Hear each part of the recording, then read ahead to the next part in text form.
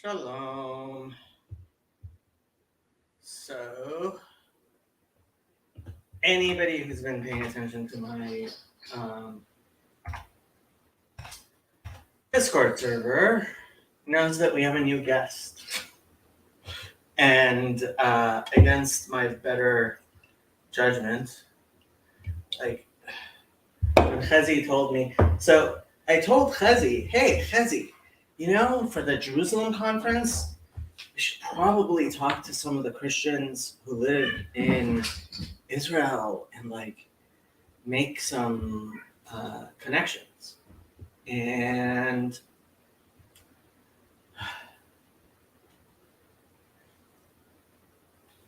of course, Chezi does the easy thing, which is he goes up to Chosen People Ministries.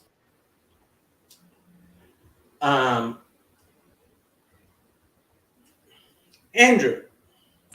How's it going, Jake? How are you, Andrew? Good. Ow! Oh?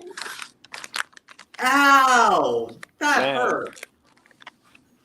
I have no idea why she just decided to do that. Don't look at me. Kitty cat.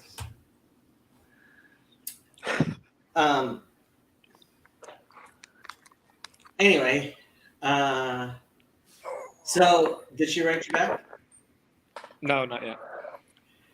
We're done for, Jacob. We're done for. Done for! Absolutely done for! But you know her name. Wait. What How am I did it go? supposed to do with that? What am I supposed to do with that, dude? No response? No response. Okay.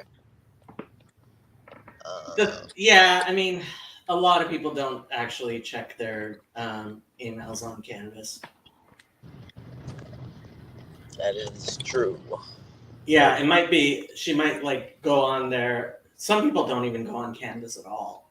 What was I gonna say? You have her name, so yeah. So, I mean, this is a just chatting stream, so we don't have to talk about the monsters in the estuary. Okay. I'm talking to one right now. I know. That's why I named it Monsters in the Estuary. I don't know who you're referring to, but Yes, but there's a difference. Emma. Hi. Emma. Hello. I have no idea how much time I have. I might have to dip in 5 minutes, but. Have you been following the new monster in the estuary? I've been reading the conversations, yes. People think I'm being way too mean to him. I mean, I think you are a little bit. I understand partially why you chose that segment, and said this is not good, right? The guy's full-time job is to destroy the Jewish people. This is what he does for a living. Hold up. You know that you're being a little Jacob right now, right? You know that, right? What is his full-time job? I don't know. Read his statement. Isn't he a professor of Old Testament studies or something like that? Or no, he works for Chosen People Ministries. So is his job literally saying to destroy the Jewish religion? I don't think that's in his. Pretty much, yeah. No. So all he does is he ministers. He tries to get Jews to become Christians. Oh, specifically, it is a ministry to Jews and only Jews.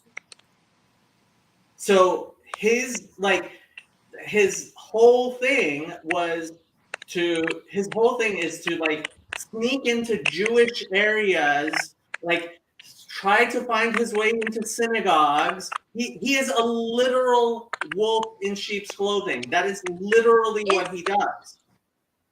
Is he really sneaking? Yes. I'm gonna look this up. Yes. That's the problem. The problem is, and he proved it. Like, did you see the whole thing when I said, "Oh, how about you put this on your doctoral statement?" And he's like, "Oh, well, there are different opinions," even though he had just said, "I firmly believe," right, that like Well, he he speaks is out not of the only person who decides what goes in the doctrinal statement. no. He may not be the only person who, but there is no way.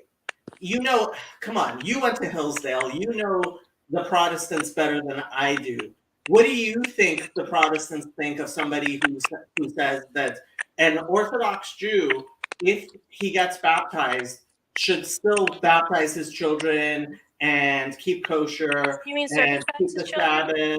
Sabbath? Circumcise his children, right? What do the Protestants Yeah, I don't think of think somebody who most says that? evangelicals would be on board with that, but evangelicals were actually the kind of Protestant I hung out with least, despite ending up marrying one.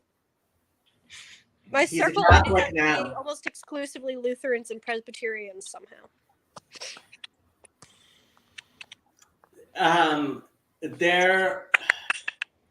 That ultimately, if he actually believes in the things that he pretends he believes when he's talking to Jews, which is that, oh, the law of Moses has not been destroyed, annihilated, he would say fulfilled, but what he means is annihilated, that it's okay if a Jew, for ethnic reasons, in order to keep, like, this is why I keep on going back to So you Acts dislike the 21. compromising?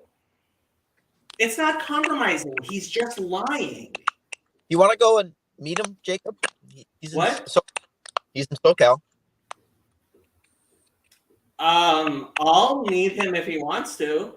That's completely different from him joining.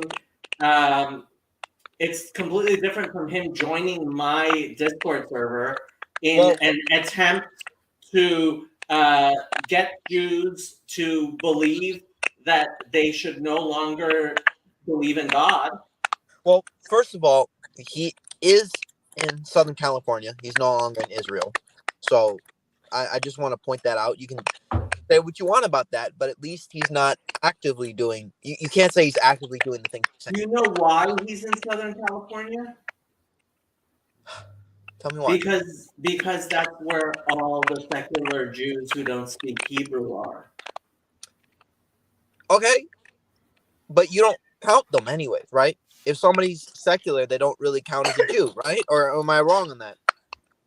I'm not going to go and try the tactic he does. Like there's this video I have to, not of this guy, but this guy who has this video where he's talking at a Protestant seminary, and he's like, yeah, and now with the internet, we can get into their homes with their children and teach them about Jesus without them even knowing.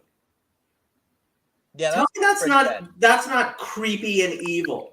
I really am trying to play devil's advocate for this guy, and I'm trying to be nice, but like he isn't really giving that good of you're right. He is the head of an evangelist thing for Jews. Just for Jews. This is like he is specifically out to destroy the religion of Judaism. It's not like he's a Christian and it's like, oh, he meets somebody and he's like, oh, let me share the gospel with you. His full-time job is to figure out how to make there not be any Jews left in the world. Another ancillary question: how do you feel about Jesus since he tried to do the same exact thing? Like, what's your vibe on him? That guy? Oh, yeah, Emma, you're probably crackling. Oh, am I? I'm muted. Well, yeah. What happens is when you're on StreamYard and you don't mute your thing is there's something wrong with your mic, I think. Sorry. What was I answering about Oh, I don't think Jesus. So that is the whole thing. Like, I don't think that's what Jesus was teaching at all. I think that's what Paul was teaching, Wait. and that's what Father Stephen wants me to believe that Paul wasn't teaching. Wait. Say that again. Go to that last part. Okay, let me pull up the Gospel of Matthew. Jacob is a disciple of James Tabor. Oh. But so like, okay. So like, are you saying that you're not sure, like, that we can trust the words in the New Testament of what Jesus said? No, that's not what I'm saying at all. Hopefully this helps. Yeah, no more cracking. Yeah. Awesome. Because I would be on my computer, but we're leaving today, so everything's packed up. You're leaving? We're going on vacation with my in-laws for a week. You're going on vacation? Oh my god. Yep. Let me switch from the NIV to the KJV for the NIV haters. Your point. My point is, where am I looking? I'm looking 19. 19. Okay, 17. Think not that I am come to destroy the law or the prophets. I am not come to destroy, but to fulfill. For verily I say unto you, till heaven and earth pass, one jot or one tittle shall not in no wise pass from the law till all be fulfilled. Whosoever therefore shall break one of these least commandments, and shall teach men so, he shall be called the least in the kingdom of heaven. But whosoever shall do and teach them, the same shall be called great in the kingdom of heaven. Now, yes, Protestants believe that the law has been fulfilled, and like we can go into a whole bunch of things about like, oh, after the resurrection and the church, like the Jesus, like here, I'll pull up my quote of Mike Winger, which Great resource. Yeah, so great. What? I mean, great for what evangelicals think. But yeah, I mean, he right? Isn't he? Like, am I misrepresenting evangelicals when I pull up Mike Winger? I don't think so. I don't know. To be honest, I've just watched like Trent Horn. I want to say Trent Horn destroys, even though that's not actually what he calls the videos, but okay. So let's listen to Mike Winger. Wait. You want more details about Jesus? What? This is besides the point. Like, again, I'm asking, like, if your feelings on this guy, you don't like him, shouldn't you have the same bad feelings towards Jesus? Because at the very least, if the Pharisaic movement is the modern day Jewish movement, you can't really say that Jesus was trying to sort of, like, no matter what, Jesus was doing something antithetical to Judaism at the time, or the representation. I don't believe that that's true. And Father Stephen would tell me that that's not even true of. So you've missed a lot of like background on this channel. That's fair. The question is it Martin Luther's explanation, which you assume is the explanation, and that's fine. Most Protestants and most people in the United States do, right? Is Martin Luther's explanation of Jesus correct or not? Okay. Now, if you believe that Martin Luther was describing Jesus correctly, then yeah, what you're saying is what Jesus was teaching, and I should be just as anti-Jesus as I am this guy. But that's an assumption that this guy is actually representing Jesus.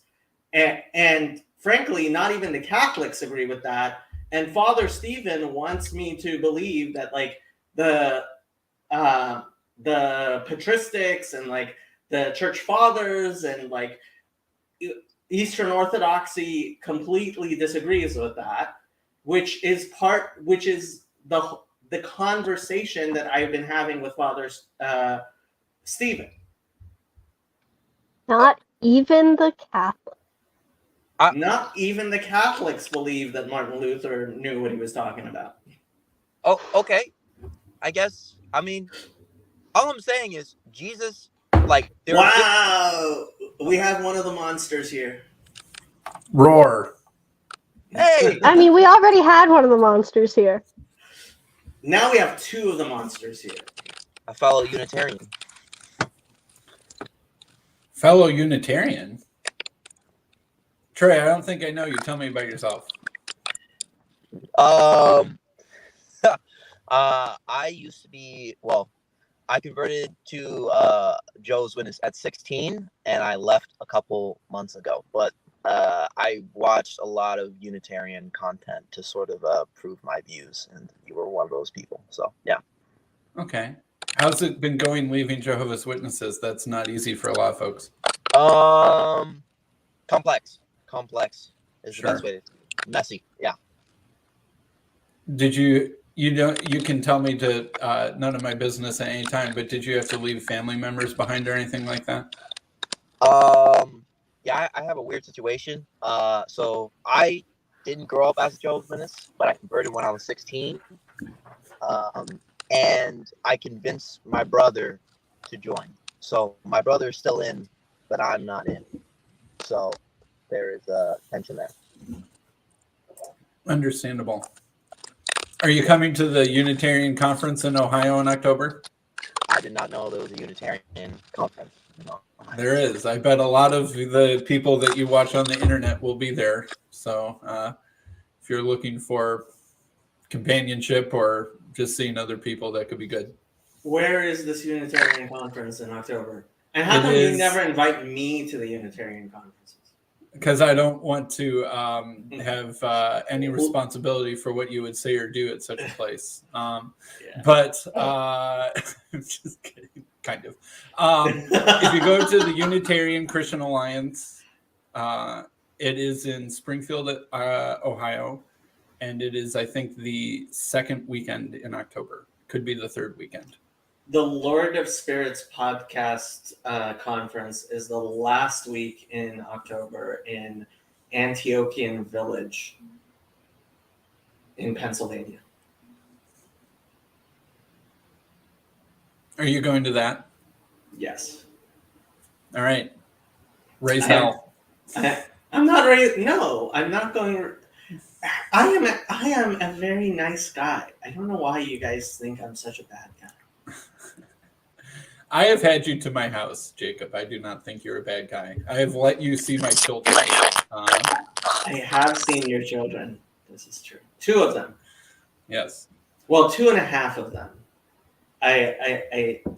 My wife was pregnant at the time. That's what he means. Yes. There's 2 Emmas. Kind of. There are multiple. Oh. It's good. No, my phone's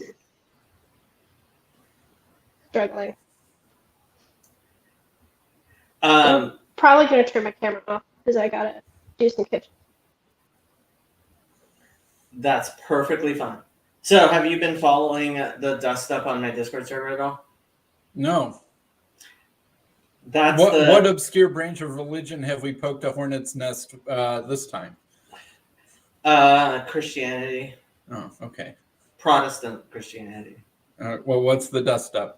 I noticed that you were playing a Mike Winger video earlier. I didn't see what it was about. that was to explain to Trey what how Protestants think of the teachings of Jesus in the Gospel of Matthew. How does Mike Winger think of the teachings of Jesus? How about we play Mike Winger and you can hear him tell the teachings of Jesus?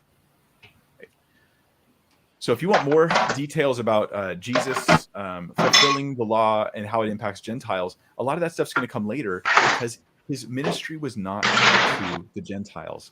And this is a point I want to bring up, a few scriptures to make. Dispensationalism. When I'm reading Jesus' teachings in Matthew 5, he's not talking to Gentiles, he's talking to Jews. It's not after the new covenant, it's before the new covenant. It sets the stage for the new covenant. Arguable. Remember when Jesus said in Matthew 15:24, I was sent only to the lost sheep of the house of Israel. So that when he heals this non-Israeli woman's concern, then he does so. Her daughter needs to get healed. He does so as an exception to the rule that he only goes to the Jews and not the Gentiles. Remember when he sent his disciples out, Matthew 10:5? He tells them, not Matthew 5, Matthew 10:5. I read this one earlier for you, but he tells them, go nowhere among the Gentiles and integrate. So that's the clip. I mean, you can watch the whole thing if you like, but yeah, you're right. It is dispensationalism. Mm-hmm. And what if Mike Winger? What if the new covenant was for the Jews originally?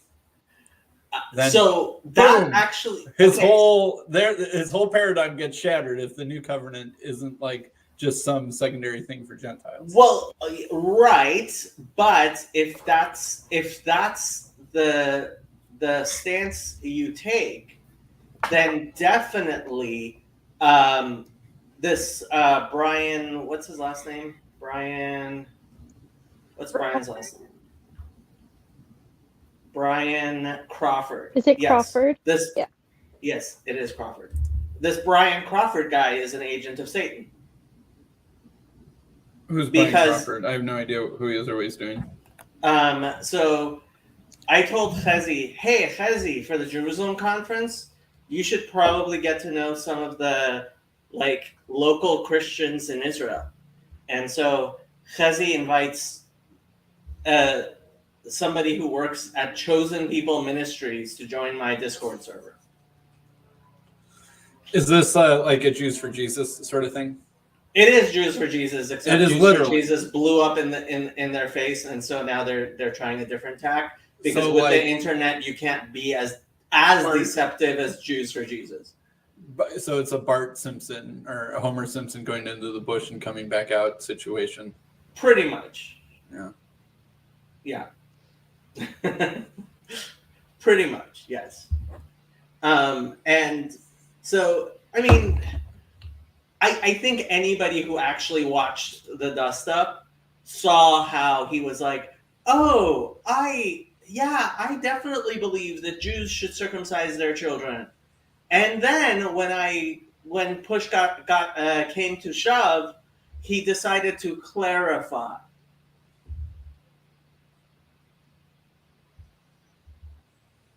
He's that type of person. Chosen People Ministries is a known quantity. They exist to get Jews to stop being Jews because they believe that when there are no more Jews, Jesus will come. Okay, is it because they believe that, or is it because they believe that everyone should believe in Jesus? They believe everyone should believe in Jesus, but they believe that first we should get the Jews to believe in Jesus, because if we do, then everyone will believe in Jesus. So once we destroy the synagogue, then the church will be complete. They are worse than Nazis. Okay. Well, if that is really the plan, can you still be a Jew and become a Christian? They will say, so they're the ones who put up all those. I'm not asking about them. I'm asking you. Can you still be a Jew and become a Christian? And does that destroy your Jewishness in the process? Honestly, it depends on. I think it depends how you do it, and I'm basing this completely on Rabbi Skobach, who works for Jews for Judaism, and he has been involved in this for way over 30 years. He will say that if a Jew believes that Jesus was a human being who was teaching Torah, right? Teaching exactly Torah, like Father Stephen's Paul within Judaism, right? And he's not in any sense a preterist. He doesn't believe that Jesus has fulfilled the Messianic kingdom stuff. Right. and he doesn't in any sense believe in any sort of Trinity, right? Then that person could be considered part of the Jewish community. All right, well then I've got I know some Unitarians that would check all those boxes.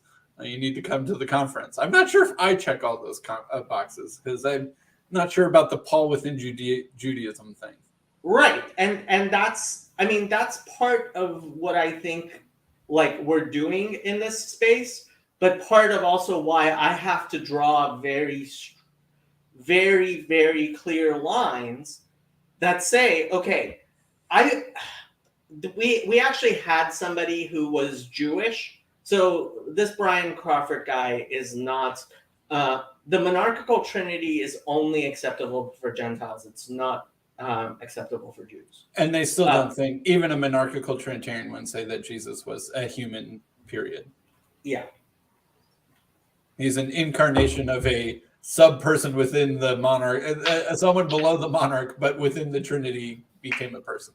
Yeah, the monarchical Trinity is acceptable, and I would say on some rabbis would argue it's even like the way that Gentiles may relate to God, and I've increasingly become convinced of that personally. Not that I'm anyone to have opinions on this, but the monarchical Trinity is not in any way like Shituf is not acceptable for a Jew. It's a different standard. It is. It's like the standard for Nebuchadnezzar in the book of Daniel. Okay. That Nebuchadnezzar needs to recognize that there's a true highest God, that him and his gods are underneath. I'll go even further. Cyrus. Right. Cyrus. But the book of Daniel is sort of this drama of Nebuchadnezzar getting to realize and submit and get humble pie that there is a one true God, that Daniel and the Jewish people in his kingdom have a unique relationship to that God. But it's not abrogating necessarily Babylonian gods. Exactly. Yeah, that's Chezi's very strong on this, and I've increasingly started to come to it. And I would argue that it was in fact what the Rebbe taught, but even that is controversial within Judaism. But so then, for a monarchical Trinitarian, would you see Jesus as being a pagan god that is underneath the one true highest God in a similar way that almost like Marduk could be or something for a Babylonian? If they view Jesus differently than they do any other rabbi who is teaching and keeping the Torah, yes. Okay, but what does thinking that he's the Messiah mean that they think of him differently than a rabbi? Depends what they mean by a Messiah. If they mean the Jewish thing of being an anointed of God, right? All right. How about a uniquely born son of God? Uniquely. So the way Father Stephen puts it, he believes that monogenes is the translation of Yehidi, which is used all over the Hebrew Bible. If you mean Yehid by monogenes, you mean Yehidi. The way the Bible uses. Translates Yehidi? It's usually translated as unique. It's what God calls Isaac when he's talking to Abraham. He says, "Your only born son," right? You're Yehidi. And in the book of Hebrews, your favorite book, monogenes is used of Isaac. And that's Father Stephen's whole thing, is that everywhere the Septuagint translates Yehidi as monogenes. So he would say that monogenes and Yehidi are synonymous. And if you're viewing it that way, if you think that Jesus is Ben Yachid, and that's actually like the title of the book I've been meaning to write for over a year now, and only son, right? I think, in a sense, Jesus is Ben Yechidi, but that's because I think Christianity is Mashiach ben Yosef. But that's my personal view. So, in your view, Jews would be still Torah keeping, even if they're accepting Jesus as, in some sense, already the Messiah, but in another sense, to be coming again to fulfill all of the messianic stuff. Okay, I That they have to should say, be- like, I think it's just the fact you have the wrong candidate for Mashiach ben David doesn't mean it's not a firing offense. It's not something to get you excommunicated in Judaism. I think it is abundantly clear to anybody who understands anything about Mashiach ben David, the Davidic Messiah, that Jesus is not a candidate. All right. Well, let's assume that they think that he is. Can they on Sunday do a communion service? That's a good question because it depends. Like, as a Jew, are you going to a communion service? Like, what exactly is going on? Like, You're offering the body and blood of Jesus Christ as a sacrifice to God and sharing in it together. Father Stephen would tell us that it's a remembrance of Jesus's death. Well, it is certainly that, but Father Stephen is a full real presence person in Wait. terms of the elements being the body and blood of Jesus Christ. Probably. I think Father Stephen's, the way Father Stephen terms things in terms of Jewish law and theology is far, far better developed than the vast majority of people have any capacity to simply understand. And like, I think he has a theology that is so far closer to Judaism that I have seriously said, like, if you're asking me to draw the line, I put you on the Jewish, not the Christian side. And we laugh about that. But he would say that the bread and the wine are the body and blood of Jesus. The same way that we would say that at the Seder, I relive the Exodus from Egypt. Yeah. So what does that mean to you? That means at the Seder, I relive the Exodus from Egypt. And that the Shabbat table is a sacrifice. It is. The Shabbat table is, in a sense, a mizbeach, like we say that. It is an altar. There's a reason we use salt with the bread. Like, that we say we use salt with the bread on Friday nights because it is a sacrifice. Okay. But the bread is being offered. Mm-hmm. Uh-huh. And eaten. Yes. But it's not is it representing anything? Or it's connected to the bread that was eaten in haste in the Exodus. Oh no, that's not the Seder. I was talking about Shabbat. Okay. All right. So on Shabbat, it's the bread, the show bread, or the bread of the presence in the temple. Uh-huh. Interesting, because what you're describing to me is it's making Father Stephen sound like a memorialist in Christian terms. Look, a memorialist would be someone who thinks that I think I have to go, but it was good to see you.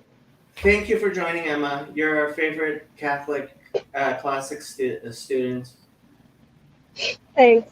See you later. Bye. Did you know Emma is helping make the TLC translation of the Bible? That's cool. What's that? It's the Lolcats translation of the Bible. We are going to feed the Dewey Rames version, which is out of copyright, through ChatGPT, and then we're going to fix it up, and we're going to issue it as the TLC Bible. What do you think? Peugeot wouldn't approve of any activities that engage in desacralization. So that we do not approve of desacralization, and Father Eric is going to be in charge of non-desacralization of the Lolcats Bible. we are definitely going to be getting an imprimatur from a nihil obstat from Father Eric that this translation in no way desacralizes. So Father Stephen, I have to say, is definitely trying to say things in ways that bring the Christian and Jewish traditions together. And so Yosef says, if you don't approve of desacralization in that way, you probably shouldn't do any translation. Your problem is with any translation. I think, I mean, to some extent, I'm trying to steel man Father Stephen's position. But Father Stephen, again, I'm not sure I agree with him. I think that when he puts it in Jewish terms, he does a much, much better job than basically I've ever heard anybody else do. And I thought that's because he was studying modern Judaism. And when I found out that, no, it was because he was just studying Second Temple Judaism, that was actually kind of mind-blowing to me. So another thing that I don't think that Father Stephen would agree with mere memorialism, because that's one of those things that the Orthodox love to beat Protestants over the head for believing in. You know his story about the kid that threw up you've heard this story? No. So so in Eastern Orthodoxy, if the host is in any way not going to be consumed, then the person who is responsible for consuming it. And some 3-year-old threw up the host, and so Father Stephen consumed it. Can't you burn it? I feel like you Nope. could burn it. Nope. Because in Leviticus and stuff like that, if there were holy leftovers. If you're asking me, you could just bury it at the very least. But you're not asking me. You're like, Father Stephen takes the host really seriously. Right, so that's what I'm saying. He doesn't think it's just a memorial. I'm telling you, yes, he takes it very seriously. But I think that the way he views it is actually far more Jewish than I even suspected somebody would be able to describe the things he describes. And the fact he uses Hebrew terms, I recognize, is itself, and Bible verses, like that. That's pretty awesome. Jacob defines Judaism as Pharisaic Judaism. Jesus spoke against the Pharisees and said that they should follow him. If Jesus came back, he would be trying to pull the Jews away from their practices too. We've been having this discussion for a really long time, Trey, and you should watch a bunch of my old videos on it. Okay, fine. I guess I have more research to do. Yeah. Fine. Yeah, you should definitely listen to more of my videos than Destiny's videos. I'm telling you. What a shout out. Dang. Elijah says, "Why are you calling me a monster?" Elijah, you can't be a monster when you only come on camera wearing a mask and a silly hat.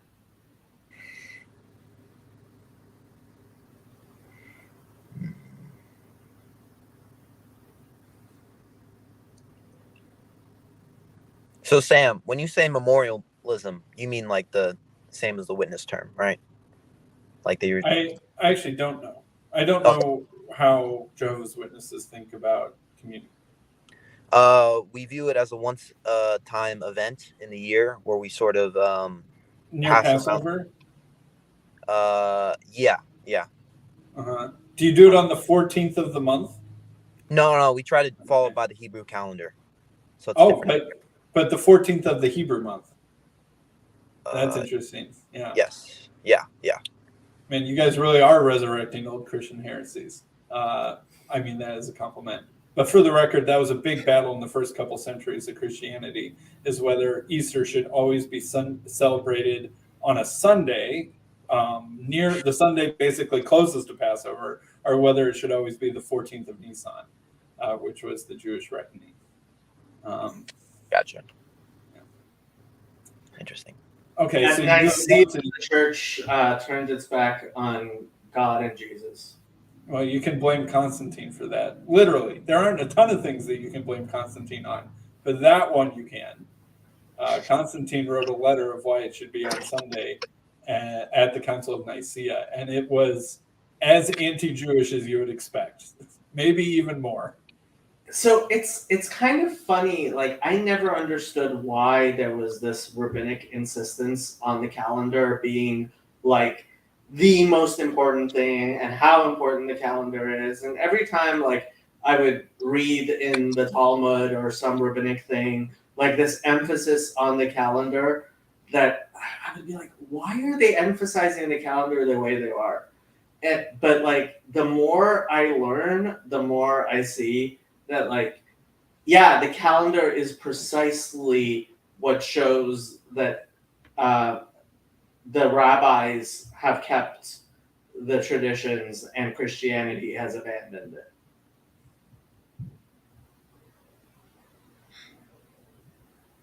I mean, I didn't get any of that, so All right, so the Jehovah's Witnesses do it once a year. Do you have to be in like the secret inner circle to get to do it? No, it's open to the public. That's the memorial. So there's like two big preaching events, pretty much. One is the memorial, and the other is the convention, where basically like sort of a Great Awakening type stuff is the convention, where all the mini churches sort of come together for one big thing. But usually during that month, you'll probably get a post-it saying something like, "Oh, witnesses invite you to the memorial." So memorial's for everybody, but you can't eat the emblems. It's only the anointed class, who are the heavenly class, who can eat So it. I was right. You do have to be in the inner circle to partake. But they pass it around and they let people freely decide whether or not they will partake. Yes. And so who's in the inner circle that's generally recommended to be able to participate? So it's you know the term, like, somebody's overcome with the Holy Spirit, and you can't really explain what the Holy Spirit is, or at least in general, that idea. Uh-huh. Okay. That's sort of the same as the anointing process. So, like, you can be baptized, you can literally be doing the most, like, the highest rank, but if you don't feel or assign yourself as going to heaven, then you can't partake. It's an inner feeling that makes you classified as anointed. Mm-hmm. Okay. And only the crazy people think they're anointed. Yeah. Crazy enough to lead the organization. You're correct on that. But yeah. The reason I mentioned, I was like, oh, is that the witness? Because we call it the memorial. That's like our actual term for it. Basically. And we don't believe they're actual representations. We believe that they believe that they're emblems, pretty much. So representations.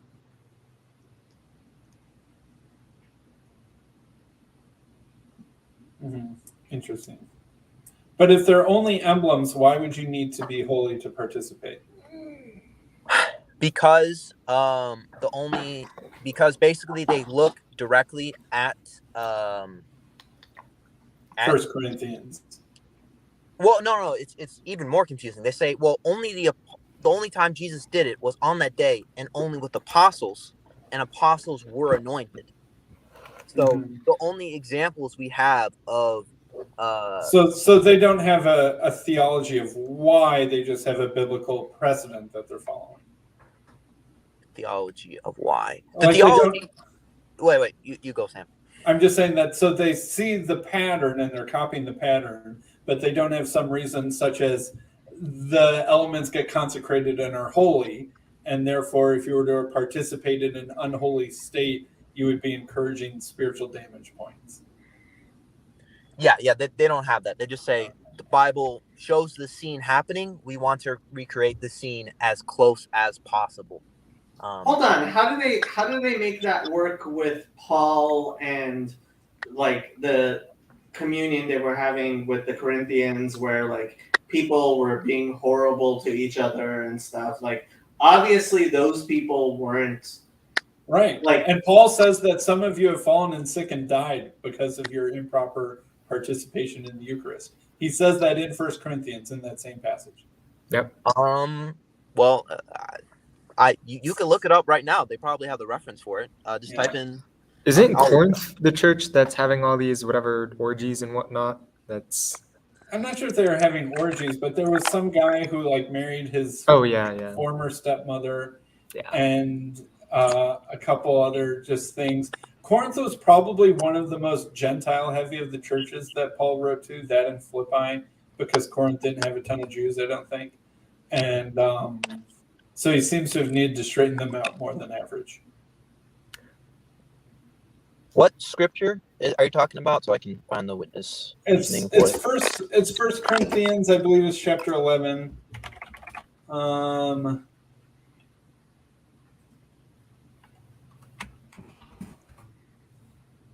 Here it's 1 Corinthians 11, verse 30. This is why many of you are weak and ill, and some have died. And the verse before that is, for anyone who eats and drinks without discerning the body eats and drinks judgment on himself. So, whoever eats the bread and drinks the cup of the Lord in an unworthy manner will be guilty concerning the body and the blood of the Lord, which in Paul's theology is a very bad thing to be guilty of. So he does think that you need to be holy in some sort of sense. And like there are other, you can't find it in the New Testament, but you can find it in other early Christian sources, that they would fast leading up to Sunday, and that would include abstaining from certain foods and also abstaining from intercourse, with the idea that you need to be in a holy state on Sunday by the time you came to take the Eucharist. Wait, did you say 1 Corinthians 11:12? We can't hear you. 1 Corinthians 11:30 is the verse where Paul says that people have gotten sick and died from improper participation in the Eucharist.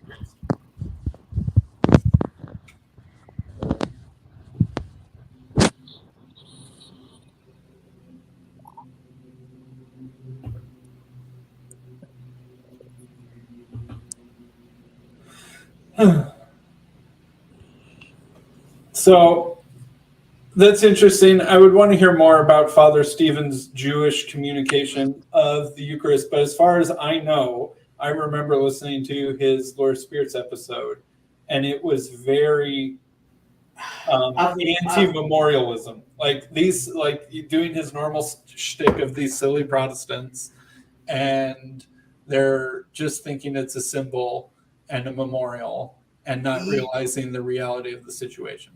Yeah, I've been trying to. I actually pulled that one up and I didn't listen to it yet, even though I meant to, because I am trying to understand, and to some extent, okay. So Father Stephen, part of what I like about the Lord of Spirits is he seems to seriously engage in understanding Jewish allegory in ways that, like, I distinguish between how Christians completely misunderstand the Bible. Like, look, the Bible talks about God's hand all the time. And so, does God have a hand? Kind of. And if somebody is, so speaking about this Brian Crawford guy, like he was on this horrible, heretical, Orthodox Jewish podcast called Demystifying Judaism, which basically their whole goal is to destroy Judaism. So it made perfect sense that he was on there.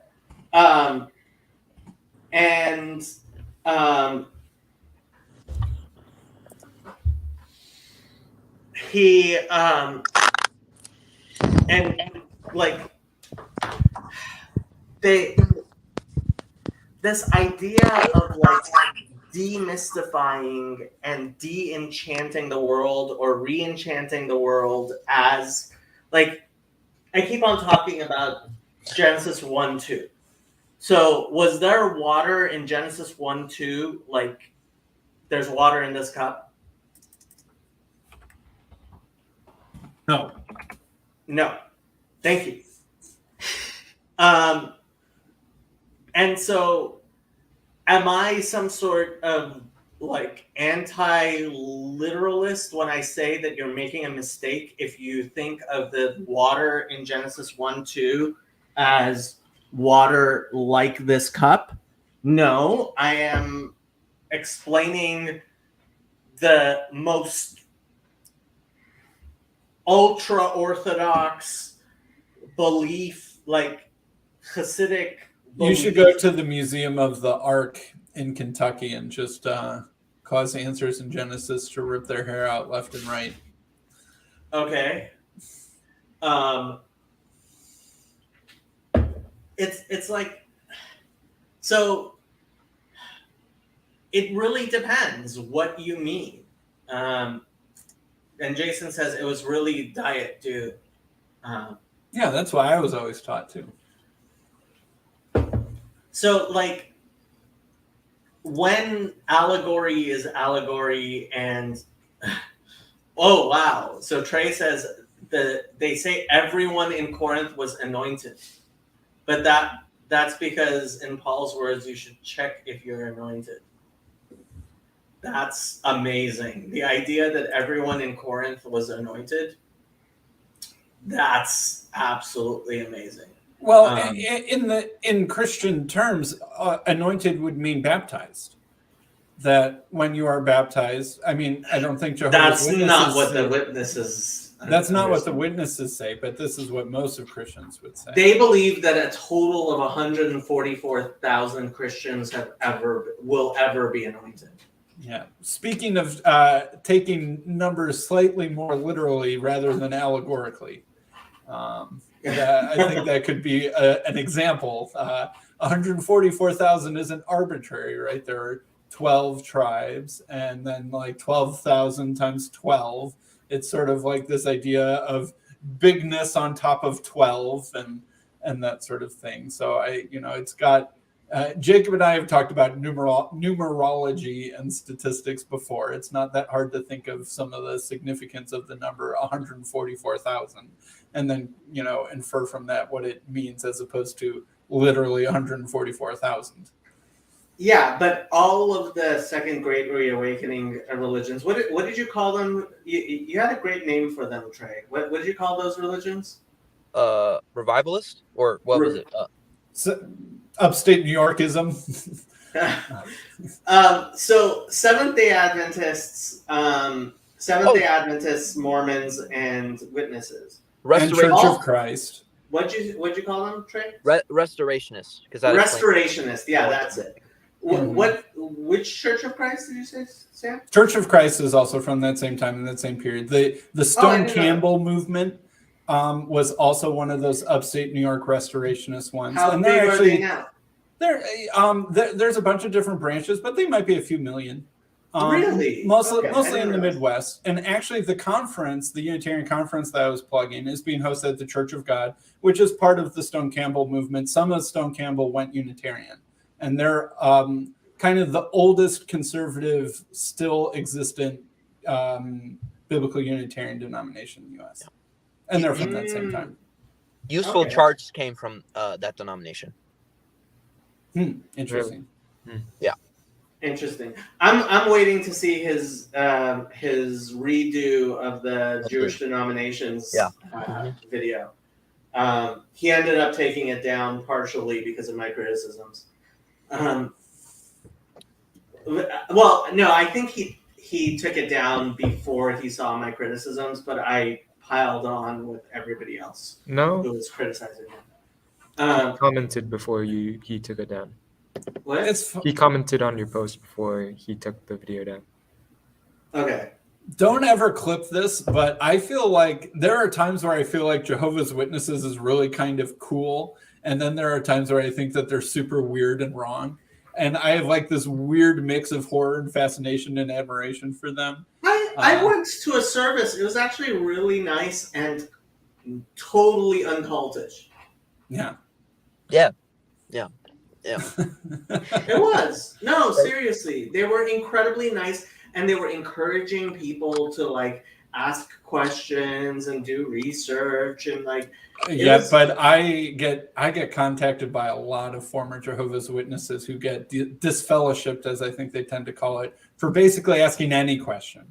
And they'll be nice to you when you're not yet on the inside, like a Jewish Jacob just showing up. Oh yeah, welcome. Ask any questions you want. Okay, boom, we've got you on the inside.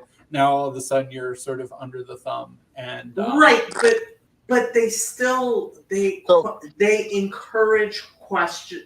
They encourage questioning behavior, even though I think once you ask the wrong questions, they'll get mad at you. Especially if you're influential.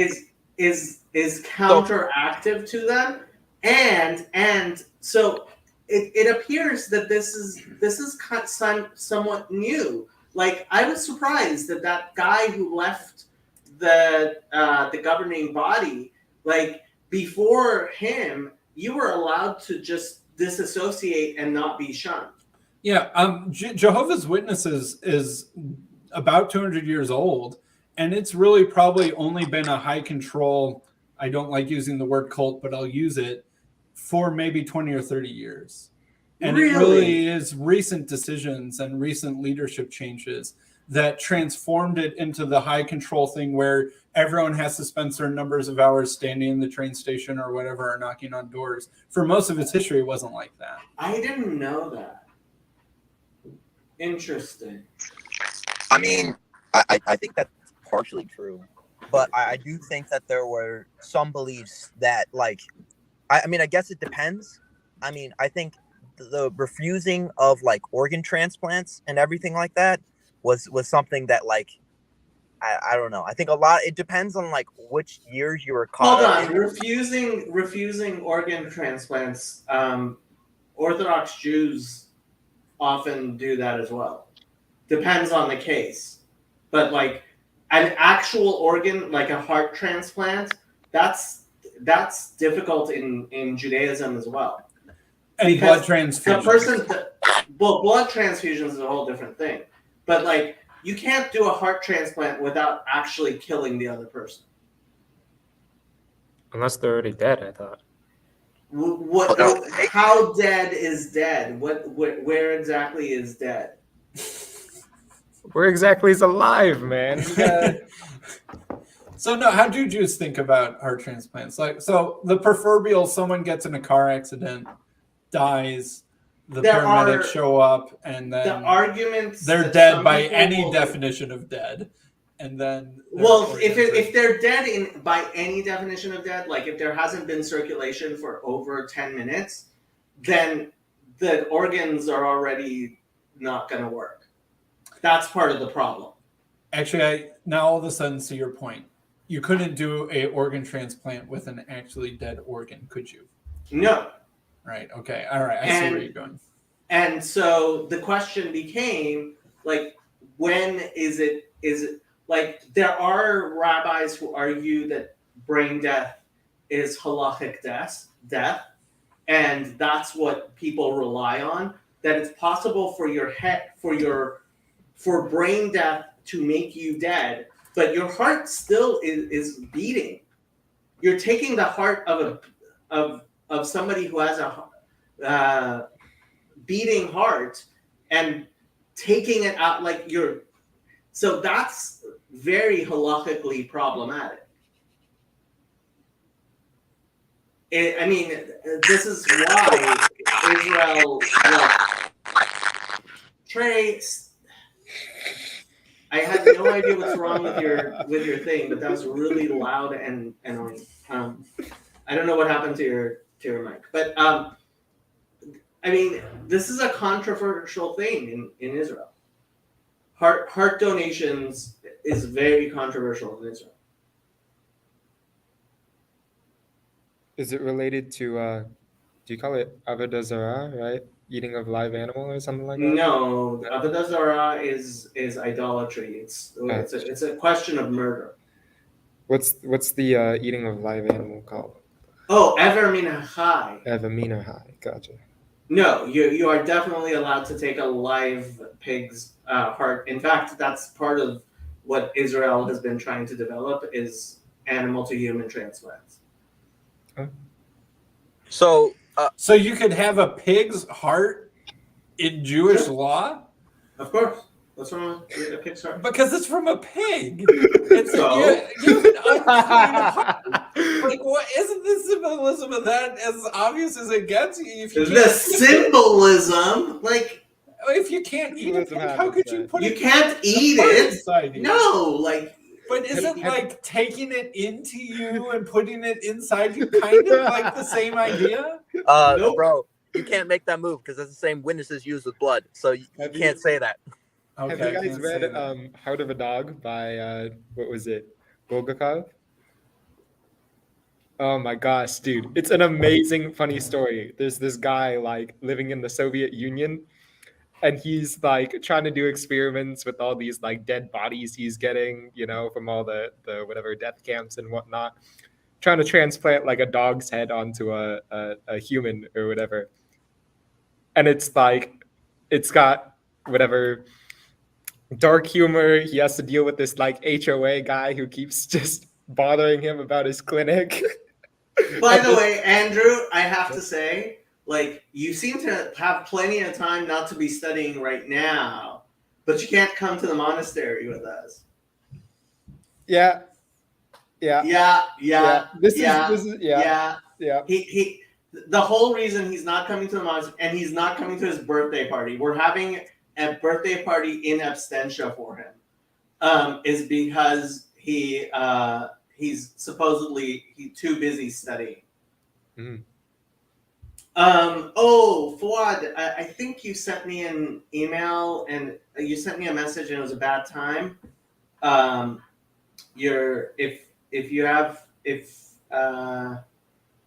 don't remember if I answered you or I didn't. I'm sorry. If you want to jump on, we can always talk. Have you met Fuad, Sam? The dots connected to Islam, Fuad? No, I don't think I have. Do we actually have a Muslim member of this little corner that isn't she who will not be named? Fuad is Fuad. The Fuad is definitely not she who. He's an actual Muslim. His wife is, and he had his friend Ali come on one of my Bible studies. So Fuad's wife is Christian, actually. Mm. Mm. And yeah, Fuad is a really nice guy. I met him through Khalid from EA Dawa. Unfortunately, Khalid is in prison currently, I believe. Why? Because he was an atheist YouTuber who went around and impregnated lots of women and had many children. And wasn't paying child support? No. He pled guilty to sexually assaulting his own daughter, which I believe 0. Because if you're aware of how, like, he became a Muslim and suddenly the mother of one of his many children started claiming that he sexually assaulted his own daughter. I don't believe it. If you know the custody battles and family courts as well as I do, you can certainly understand how a new Muslim would be put in a very difficult position by an atheist mother who does not want him having any sort of visitation rights or access to her children. Yeah, I wish I trusted the legal system more than I do, but I really don't. Anyway, okay, so he's in jail. He is. Why aren't there more Muslims interested in this little corner of the internet? We got a bunch of Jews. We even have a Sikh. So where are all the Muslims? Well, there's a billion of them. There are a billion of them, but Muslim YouTube is, and there's a reason why I keep on talking about all of the money being poured into Muslim YouTube, because there are it is constantly being berated from all sides by a lot of big interests, including China, Russia, the United States, the Five Eyes, and I'm just asking, why don't we have a couple randos here or there that are Muslim that are interested? Because any intelligent Muslim is going to be very, very, very, very cautious about their online presence. And while I'm very happy that Fawad is willing to engage, there being a billion Muslims, therefore we have people like Fawad around because there are a billion Muslims. But actually, it's very courageous of him to be as active as he is. A Muslim YouTube is a whole different game than what we are engaging in as non-Muslims. I agree. And it's bizarre how they treat each other. That's one of the things that I think is really kind of weird about Muslim YouTube, is that when they go after each other, it is below the belt and to the jugular. Even if you got Jay Dyer and James White to get really mad at each other, they'd never be as harsh with each other as Muslim YouTubers can be. But you have to understand that there's people who are in real life in a very real sense. So like he's saying, there's a lot of politics in the Dawah scene. There are people trying to manipulate the scene in all sorts of ways, and people who are effectively manipulating the scene in all sorts of ways. And that adds to the viciousness, partially because it is deliberate contribution to discord. There are people who are deliberately sowing discord in the Muslim YouTube community in ways that simply do not exist anywhere else. And while I keep on trying to say they actually do exist even in our things, and most people think I'm crazy, it's absolutely undeniable on Muslim YouTube. Mm-hmm. It's absolutely undeniable. What do you think of Khalil Andani? I think he's a really nice guy. Yeah. Do you think that the Aga Khan supports him or anything like that? Because financially, no, not at all. Yeah. I don't think he's directly related to the Aga Khan, and I think that's partially why he can be as involved as he is and be as independent as he is. Frankly, I think if he was under the control of the Aga Khan, he would not as freely say the things that he does and speak as freely as he does. Mm-hmm. Frankly, I don't think somebody who is being funded by the Aga Khan could come on your channel. How about what's his name? Who's the guy that I've had on my channel? Why am I forgetting him? He's sort of a big deal. Shabir Not Ali. Jake. Oh, Shabir Ali again. I think. Well, okay. So Shabir Ali he's got his own thing, and while I do think he is being influenced without his knowledge, he seems like a sincere, nice, genuine, knowledgeable Muslim. At the same time, like, you cannot be as prominent of a Muslim as he is without being influenced and having, like, the FBI has a file on Shabir Ali, and they have people assigned to Shabir Ali. They must.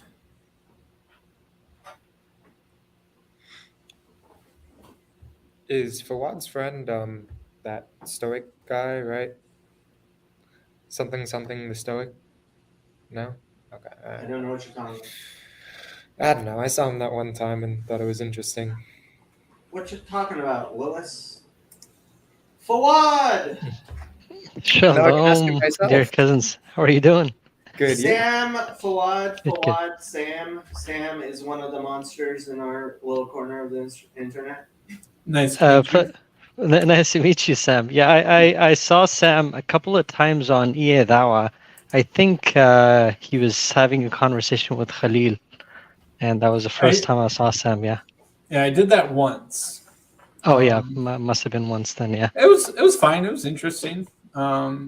He was curious about a Unitarian Christian, and he treated me perfectly respectfully, let me talk and stuff. No, Khalil was a great guy. He was very respectful all the time.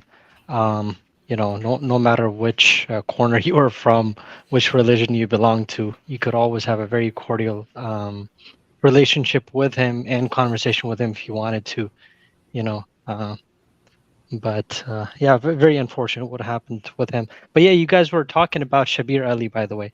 So I didn't catch the entire conversation. Shabir Ali, by the way, by the Salafis and all the mainstream Muslims, including myself, we actually consider him a heretic because there are a lot of problematic things that he actually says. He's got his own weird beliefs. Like, he doesn't believe in the application of the Sharia law in the 21st century. He doesn't believe in like chopping off the hands, which is clearly mentioned in that hadith, authentic hadith. He doesn't believe in black magic, which is clearly mentioned in the Quran. The very last 2 chapters of the Quran are dedicated to black magic and why black magic is bad? No. That black magic actually exists. Yeah. So Shabir doesn't believe that black magic exists. He's a very rationalist. He's very rationalist, modernist sort of person. Yeah. Or Orientalist, or whatever you want to call it. Yeah, these days. But yeah, besides that, just a long list of problematic things that he actually says. Very smart guy, but just not the type of person that we encourage Muslims to learn the religion from. But when it comes to polemical debates and stuff, he's very well equipped.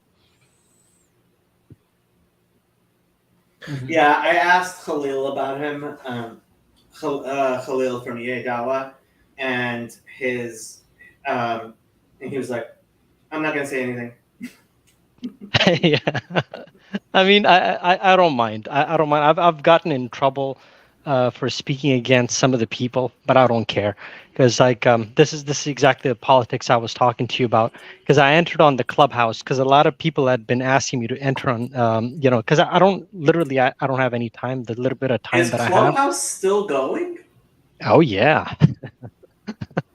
I thought it was a flash in the pan. I didn't realize people are still engaging with Clubhouse very much. No, it's quite the place to be if you're into polemical debates and all that. So I just logged on there. On the first day, I got actually in trouble because one of the guys the main moderators on there, he got into a heated debate with me over a particular character mentioned in the Quran, Khidr, that whether or not he was a prophet.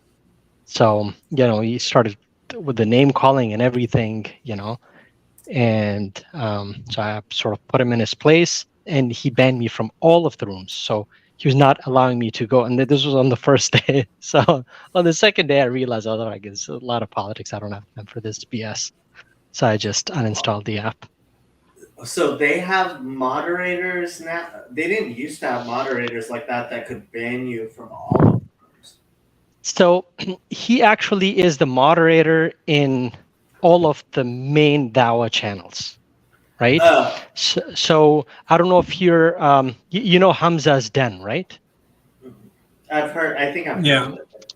Okay, so on Hamza's Den, for instance, yesterday there was a guy Khalil, another Khalil altogether, from Kalam something. I forget his channel exactly.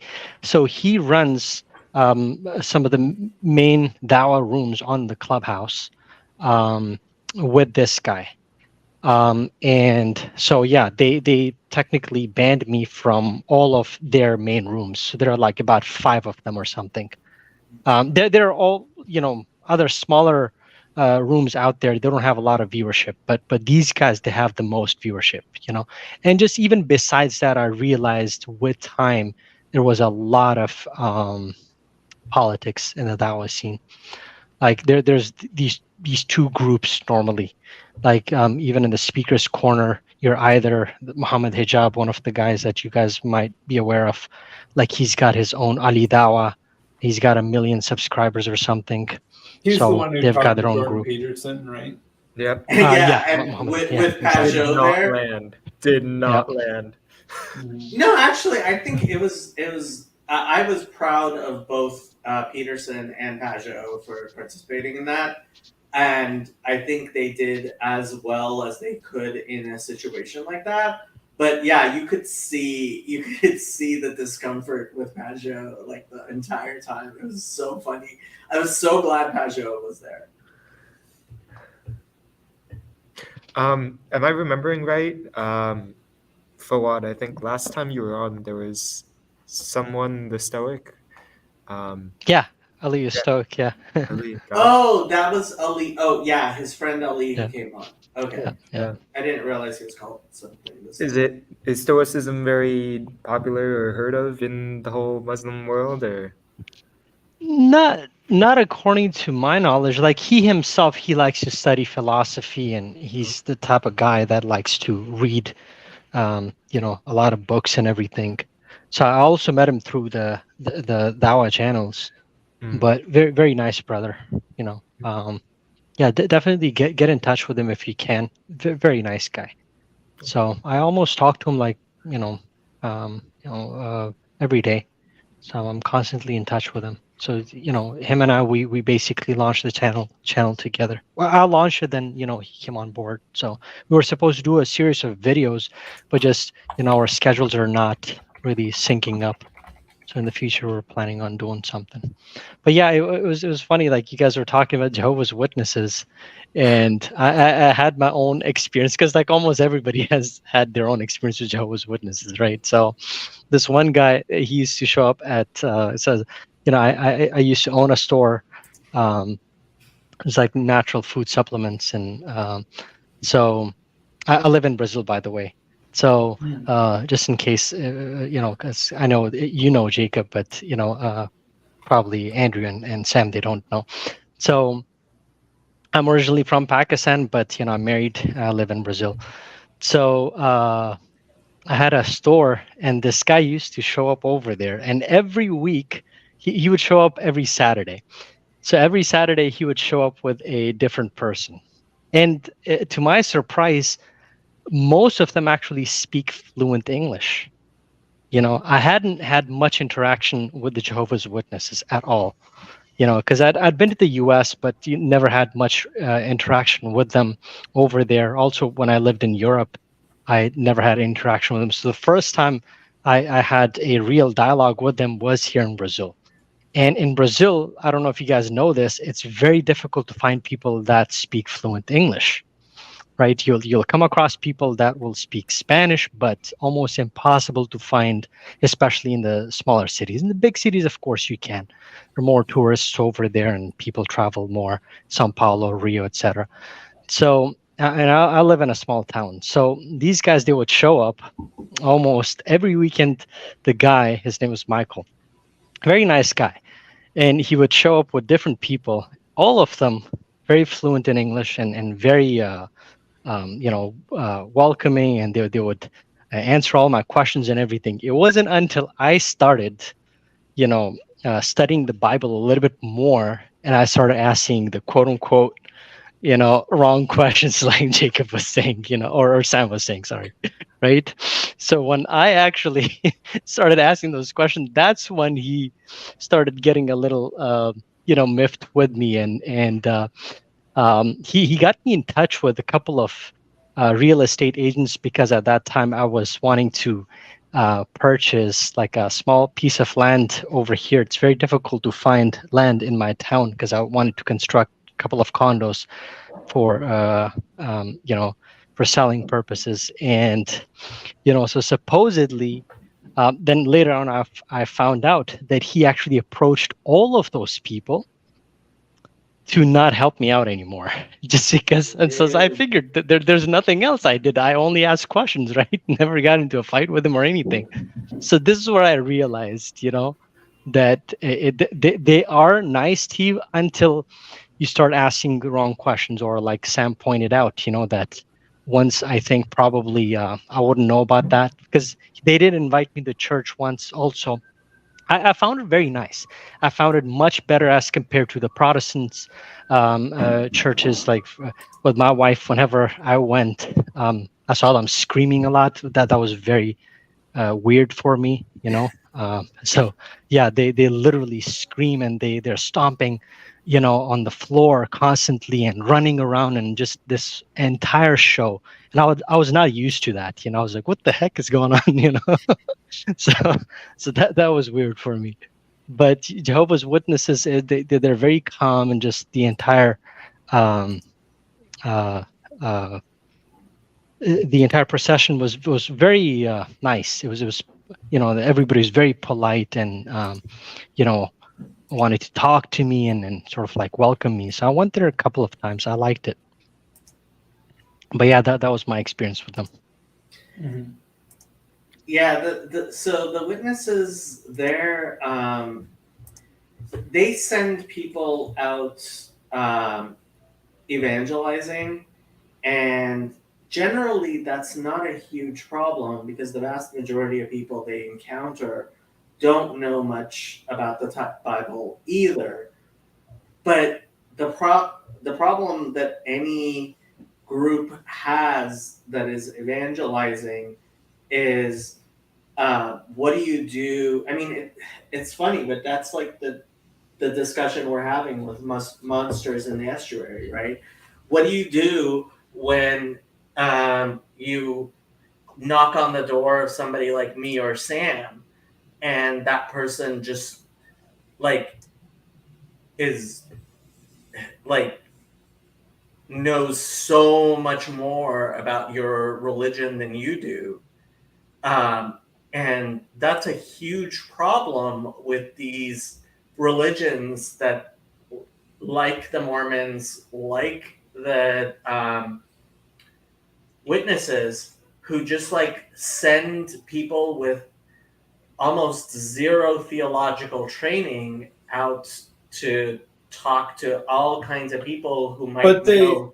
They so also much preload their missionaries with this sense that there's no reliable information outside of their organization. Mm-hmm. And so even if you do encounter someone who's asking you harder questions than were ever given in your training or your briefing, it just engages this, oh, they're an outsider, they don't belong to the truth. I trust my leaders more than I trust this guy I happen to knock on the door with. And so I'm just not going to listen to anything he says. They try that, but it doesn't. I mean, it's not perfect. Sure it's beyond the not perfect. Humans are still humans, but I mean, It's amazing. You don't even need to be a cult to get that trick to work on most people. that are Yeah. within your organization? Soccer teams. Soccer teams. The Trinity. Yeah. But all the people that actually showed up, I mean, this guy himself, he was very knowledgeable, a lot more knowledgeable than common Christians that used to show up at, because my store was like very close to at least 2 churches in that neighborhood.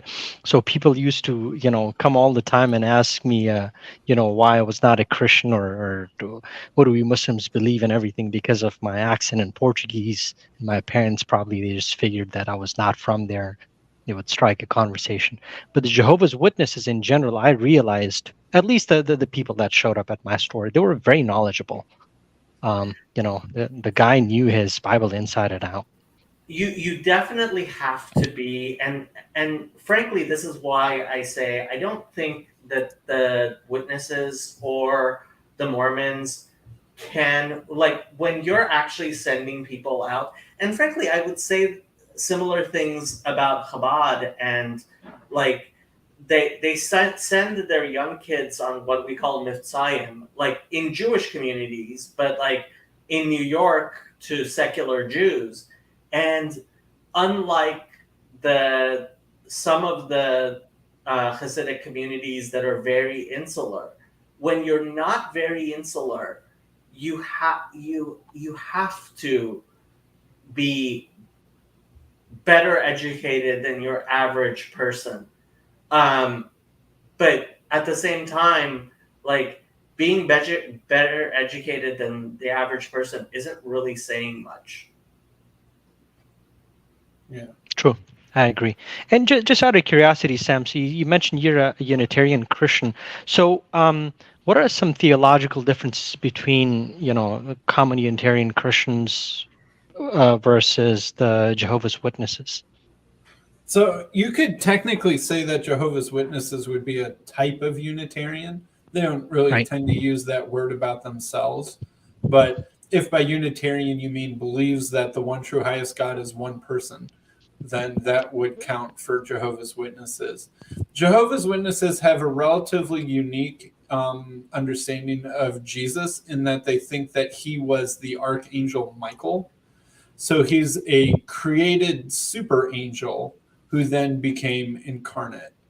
And as far as I know, they're the only Christians in history who ever identified the pre-incarnate Jesus with the Archangel Michael. There were Christians, especially in the early period, who believed that the pre-incarnate Jesus was some form of like created demigod, but not like an archangel. Whereas I believe that Jesus is just a human being who came into existence in the Virgin Mary. Right. So very close to what we Muslims believe then.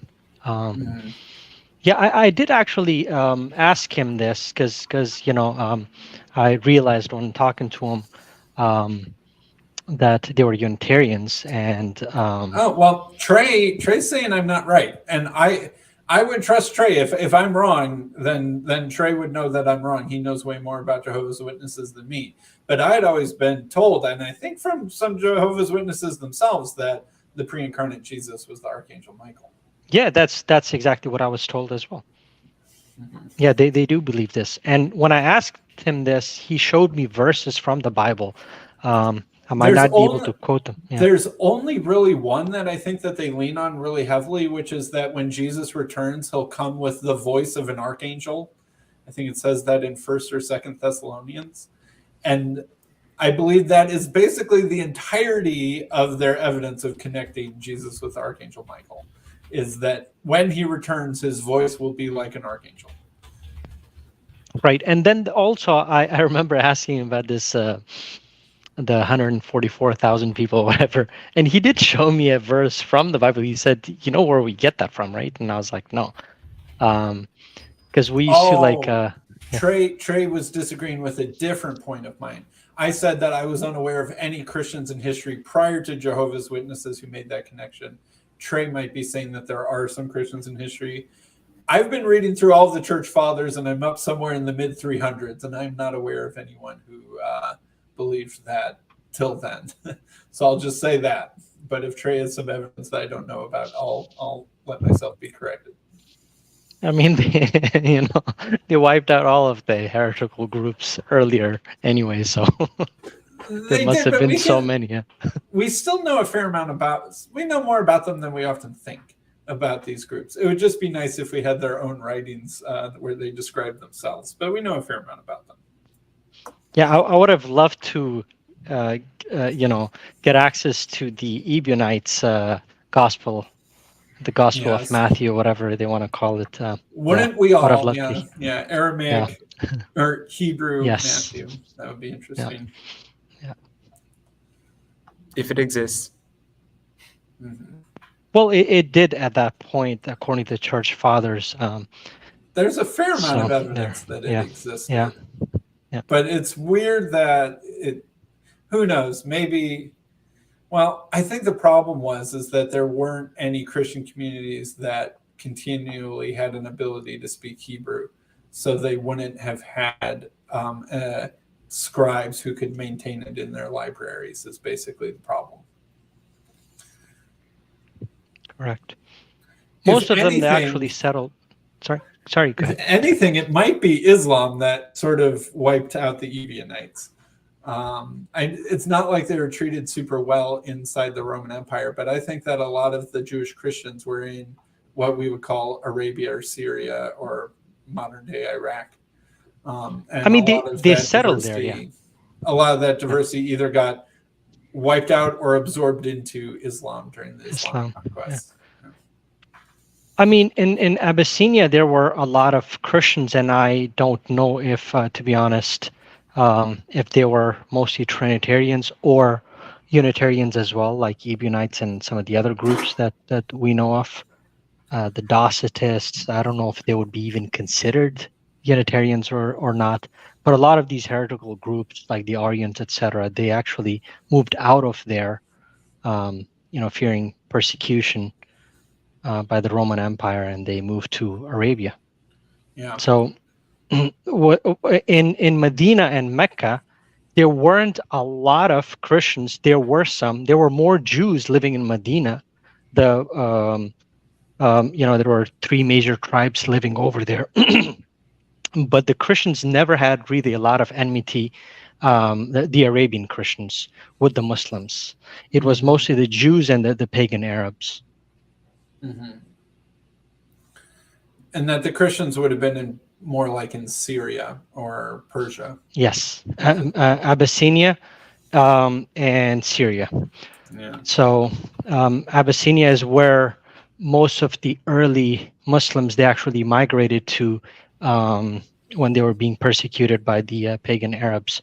So they were mostly, the Abyssinian king. He was a Christian, so he welcomed Muslims, and they settled over there for a few years until they moved back to then Medina, and then eventually to Mecca. Mm-hmm. Interesting.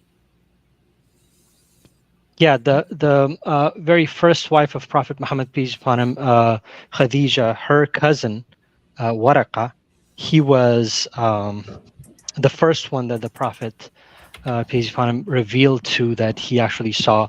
He was visited by Angel Gabriel, peace upon him. So he was a Unitarian Christian. Mm-hmm. Yeah. Yeah. So who knows? He might have been an Ebionite. He might have been from one of these heretical groups that eventually settled over there. My most recent video was about a Persian church father from the middle 300s. So this is he wasn't even like part of a heretical group. He was just part of like regular quote unquote Persian Christianity. And they didn't speak Persian; they spoke Aramaic. But he was like from Babylon and basically modern day Iraq. And as far as I can tell, he's a Unitarian. He maybe believes that Jesus existed in heaven before he came down, but I couldn't quite nail down if he did or not. But in any case, when there's a verse or there's a passage where he's explaining in what sense he thinks Jesus is God, and he says we don't call Jesus God like the way we call God God. We call Jesus God the same way that Moses or David or other various figures in the Old Testament occasionally get called God. And so it's this lower use of the word God for an important person. And that's the sense that we mean when we call Jesus God upon occasion. And there's no hint of Trinitarianism in him. When he talks about God, it's just one person, God the Father. And so I actually think that it wasn't even like the heretical groups in Persia and Syria and stuff like that that were Unitarian. I think it was just common grassroots Christianity that was orthodox, quote unquote, by basically most measures, was non-Trinitarian, because the Trinity developed in a very unique, peculiar sense in the Greco-Roman Empire. And so Christian groups that had roots predating that theological development process, but were independent of it, like the Syriac or the Persian church, just didn't have the Trinity. But what's interesting is that it's like in the early 400s, a Persian emperor is deciding to try and like make better friends with, to have better terms with the Roman Empire so that they fight a little bit less. And so he sort of reaches out, and he has basically the Roman or the Constantinian church, you could call it, whatever, the Orthodox, whatever the church of the Byzantine Empire at the time, come and like consecrate their bishops and integrate them into the greater church hierarchy of the Roman Empire's church hierarchy, because previously they'd just been independent. And then what happens like a couple decades later is there's a big church controversy in the 430s called the Nestorian controversy, where some people, and again, both of these groups believed in the Trinity, but one group believed that Jesus's divinity and humanity were quite distinct, almost to the point of there being like a Christ in heaven and a human on earth that were distinct persons that had like sort of a spiritual union, but not like a ontological union. And then there were the Christians who thought that the divine and human natures were ontologically unified in the person.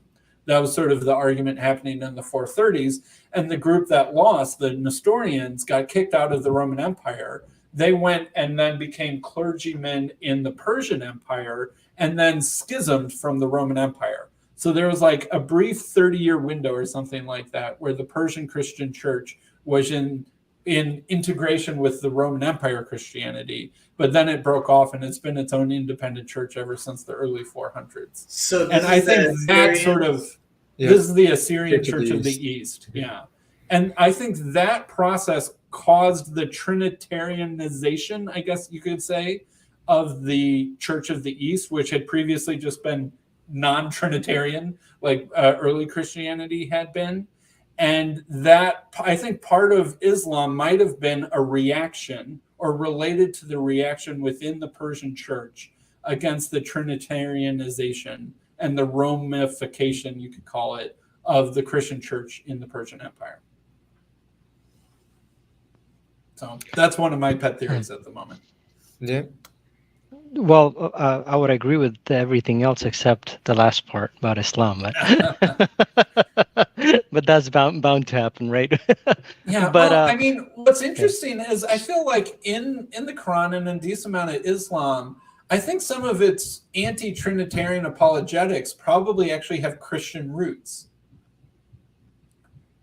And that it wasn't, it's not like Muhammad invented some of these anti-Trinitarian feelings, but that they would have been native in the environment at the time in some of the Christian groups resisting the process that I was talking about. But I mean, if you really look at it, it's not just the Trinity that Quran goes against. It's the sacrificial system, be it thinking prophets may have done these immoral things and so many things. Like theologically, Islam is the complete opposite of Christianity. Well, you still think that Jesus is the Messiah. You believe in the virgin birth. And in fact, there's more details about the virgin birth in the Quran than there are even in the New Testament.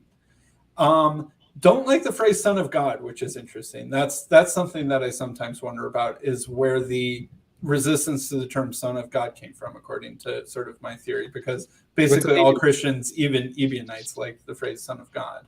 Although there might have been some Jewish Christians who didn't like the phrase son of God. But I spoke to Jacob about that a while back. We were having a discussion regarding this. So the Quran actually uh, refers to certain Jewish groups and the Christians only. That the Jews say that Uzair was the son of God, right? So we do know that there were Yemenite Jews, like even Rabbi Tovia Singer's of the opinion that there may have been. So you actually can read. On several different groups in Arabia. Um, in some of the books, if you want, I can quote some to you if you're ever interested. And I came across that. Like I actually, Jacob and I, we were having a discussion about what was the name of that heretic that you were that you mentioned to me, Jacob, the one that actually believed that Enoch. Um, went and became an angel and was a lesser Yahweh living in. Well, okay, so so there is a, I mean, I don't know about Harris, like, it is heretical to believe that Enoch became, like, this is difficult. What did Enoch become? Metatron. Yeah, so like the idea that Enoch is Metatron, or there are, so this is not what Islam believes at all, but it is what regular Orthodox Judaism believes, is that there are lower spirit, although I would argue you could say that, like, the angel Gabriel qualifies. There are lower divinities than God, which have some sort of capacity Participation. to some capacity to represent God in the world, because God is beyond actually being represented in the world, right? Mhm. And as I understand it, lowercase o Orthodox Islam really rejects that completely. But I don't know how you do what you do with jinn and angels that are in the Quran. Yeah, because if they're isn't not some form of, like, how is the angel Gabriel not, yeah. in What- some sense? Yeah. Why would, if there didn't need to be intermediation between humankind or creation and the divine, why did the angel Gabriel have to give Muhammad the revelation? Because we don't believe that so it's basically God's choice. So there are three ways even Jews believe that God communicated with the prophets. For instance, with Prophet Moses, peace upon him, he communicated directly, right? So, and with the other But prophets, what's the angel Gabriel doing if Muhammad is able to communicate directly? he's just a vessel, just like how between us humans, between humans and God, prophets are the vessel. So between the prophets and God, God uses angels as a vessel as well. So Angel Gabriel, his job is just to deliver the scripture, and deliver the message of God. But we don't believe that elevates his status to being a because he's a creation. It clearly, there's a hadith on it that he was one of the first creations. So a creation cannot be equal to creator. So But yeah, sorry. What's the relationship between God and angels? And if there's whatever ontological relationship, then why does an angel need to speak to Muhammad when they can speak directly? Well, I mean, God chose it that way, So he decided to talk directly to Moses, peace be upon him, right? And he didn't talk directly to Abraham. He did not talk directly to, any of the other prophets. We also don't see anything clearly. I know Trinitarians might disagree with this, but Unitarians, they will totally agree that we don't see anywhere in the New Testament either that Jesus, peace upon him, talked directly to God. It was always through some means that like Prophet Daniel. How did he communicate with Elijah, Ezekiel, all of these prophets, they clearly communicated to God through an angel. So he's just a messenger, and that is the purpose that God created him for, to communicate to the prophets. That's it. I think Unitarian Christians would make an exception for Jesus, especially at least after the resurrection, that Jesus in his resurrected, glorified spiritual state can be in the direct presence of God. And in fact, in the beginning of the book of Revelation, it says that God gives a revelation to Jesus, and then Jesus sends an angel to talk to John, so that the hierarchy of the transmission of revelation to John is God, Jesus, angel, John, not God, angel, Jesus, John, so that Jesus is exalted above the angels and can see God face to face because of his glorified righteous state now. Whereas Okay. we as Jews would say, even Moses, when it says God spoke to Moses face to face, that's in no way actually literal. And God being in any way like revealed in the world, that is a form of lesser divinity in any way you talk about it, right? So even, for example, when God spoke on Mount Sinai, which we would say was the clearest revelation of God anytime ever, right? To the point where the Midrash says, like, everybody died and had to be resurrected with every word, right? Like, and the Bible has two accounts of it, and we believe that there's a reason why there's two accounts, because words cannot describe the experience, right?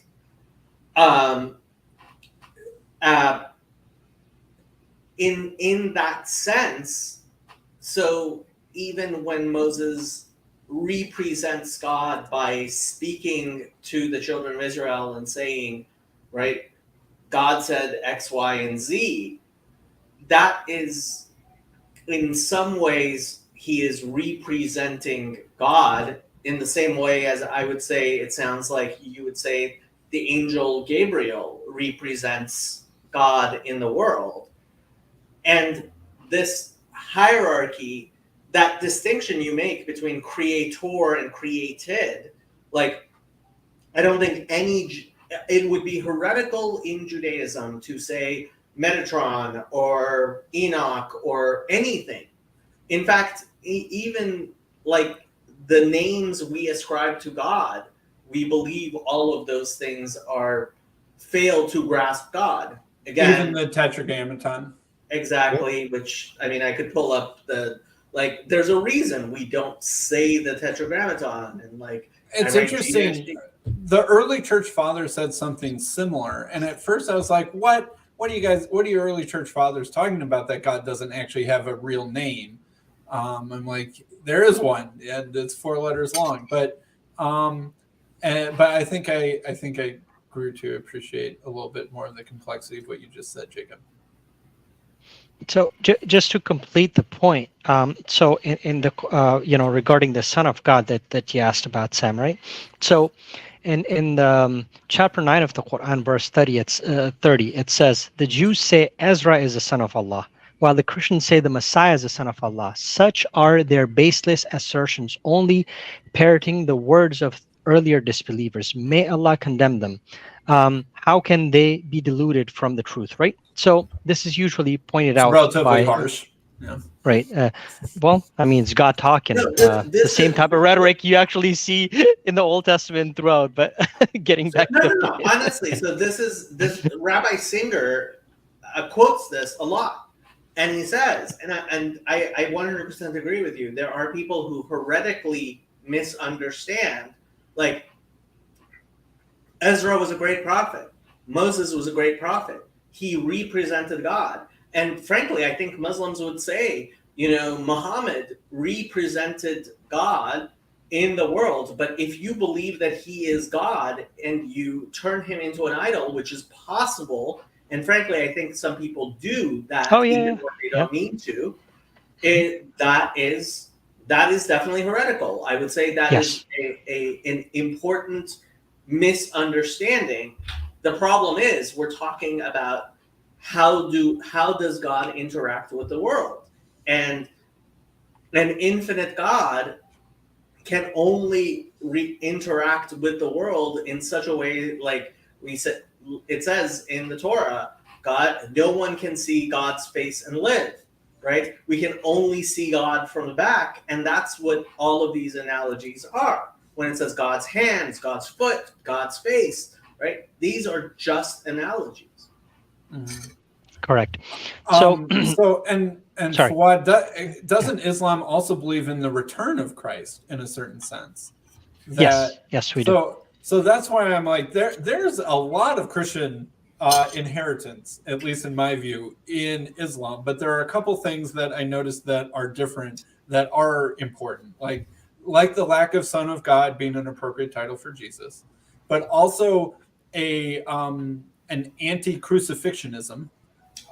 Even I know that some minority Muslims, I know Khalil Andani supports the idea that the Quran doesn't actually say that Jesus wasn't crucified, but I also know that that's probably a slim minority opinion. Although I tend to root for slim minorities, but that sort of anti-crucifixionism is different than most of Christianity too. I'm a slim minority. So I mean, like I would, with all due respect, this is like post hoc fallacy, and we hear this all the time. Just because B comes after A doesn't mean that it's necessarily copied from it. But it was just, surrounded by it. Like, it's obviously, Islam was surrounded by Judaism and Christianity, and these ideas were well known. That's not and true. There are even stories in the Quran that are in apocryphal Christian books. Yep. So, like from the infancy, the Proto-Evangelion of James, right? The infancy Gospel of James. Some of the stories about Jesus in that are in the Quran, not quite word for word, but basically the same idea. So, unless that was, unless some Christian made up that story in say call it 200 AD, and then Muhammad gets a revelation that story was actually true completely independently, Muhammad knew that story and it ended up in the Quran. But that's the assertion that you're making without actually studying the life of Prophet Muhammad. Okay, first of all, as I told you, but you told me that he knew Christians. No, okay. So this is what I wanted to clarify to you, right? First of all, there were a very minority, and we don't even know. Very minority. They were. So that's why I told you, if you want, I can refer you to a couple of books regarding this particular issue, because this has been asserted from the earlier centuries, right? This is not something new. The Jewish people, however, we do know that they used to come to Prophet Muhammad. They used to test him all the time, especially when it came to the Talmudic, the oral traditions that they had, right? Asking specific questions that they knew that he could not have known, right? Because the Jews, but the actually... infancy Gospel of Thomas was available in Aramaic and is mostly found in Syria and other Eastern Christian places. So it's entirely he was not literate. Yeah. But you can hear stories and remember them and be taught them and then remember them. That's what I'm saying. Yeah, I know, but this is like assuming the worst of the worst, right? That's like too many ifs, right? I feel like my explanation is much simpler. We know of a certain story that was in the Gospel of Thomas. We know the infancy Gospel of James, excuse me. And we know that the infancy Gospel of James was in the area at the time. And then the Quran recites a story that bears super strong resemblances to a story from that book. The simplest explanation is that he learned the story from that book, even if it was verbally, not necessarily by reading himself. Right, that's not outrageous. That's a very simple explanation. It's not. It's a lot more complicated than this. So first of all, as I told you, first you would have to prove to me that there were Christians and what sect of Christianity they belong to. There are so many stories I can show you that are not found within the canonical Gospels, right? But let's say, even if that is the case, right? And we do know that the scholarship of the New Testament authors, the New Testament Gospels, the authorship is totally anonymous, right? There was no official that's not true. canonization. That's Well, not true. I mean, I know as the a Gospel of well, Luke says explicitly that he's Luke who's writing it. right, He identifies himself explicitly. The prologue actually says that, but even there we have different theories, right? That Luke could have been written by different different authors, right? Bart Ehrman is of the opinion, for instance, Gospel of John. Like, do you think it was written by one author or a couple of authors? There's some good evidence that like the part after the first ending was written after the main authorship. So I would be fine with there being a somewhat a at least, or two authors are either a community or a group of authors assembling together. Exactly. Then we don't know who Matthew's was written by. Chapter 9, verse 9 clearly identifies Matthew as a third person, right? We don't know who Mark was. So yeah, I mean, technically you have all of these anonymous authors, you have no official canonization. I mean, it depends what you mean. But I'm just saying, I can defend all these accusations and I have opinions on them. But I was talking about how the Quran seems to have clear evidence of inheriting ideas and stories from its Christian and Jewish environment in Syria and Arabia. Well, that's like me saying just because Paul quotes these pagan, philosophers, that he actually copied, his books from there. I mean, you have even the church fathers likening Justin Martyr. He even gives an example, and he's telling these pagans that just as you believe Jupiter is the son of God, that's how we believe that Jesus is the son of God. Fuad, that's just post hoc fallacy. But no, but I don't even understand what the problem is and why this is an argument worth making, because Islam clearly believes that it is a restoration of the teachings that God gave to Abraham and Moses and Jesus, right? Yeah. And so the idea that it would have ideas which are present in Judaism and Christianity isn't something I would even argue against as a Muslim. I would be like, yeah, of course, it has overlaps and similar ideas, because Christianity, I believe the way Muslims usually explain it is Christianity and Judaism are corrupted versions of the truth that God gave those prophets. And so it would be strange if there wasn't overlap. I totally agree, but you see, you have to look at it, because I've had these discussions with different Christians. You have to look at it from their perspective, because when they actually refer to the Gospel of Thomas or the infancy gospel or any of these gospels that are not part of the canon, they look at them, with a completely different vision as they would look at the canonical gospels. Right. Yes. So right off the bat, they think those other non-canonical gospels, they are wrong. Right. That's how they view it. Wrong could be like oversimplifying it. Yeah. Yeah. I mean, you could view something like, I can view Justin Martyr as like 90 or 95% correct, but I don't view him as inspired. Right. That's a different thing.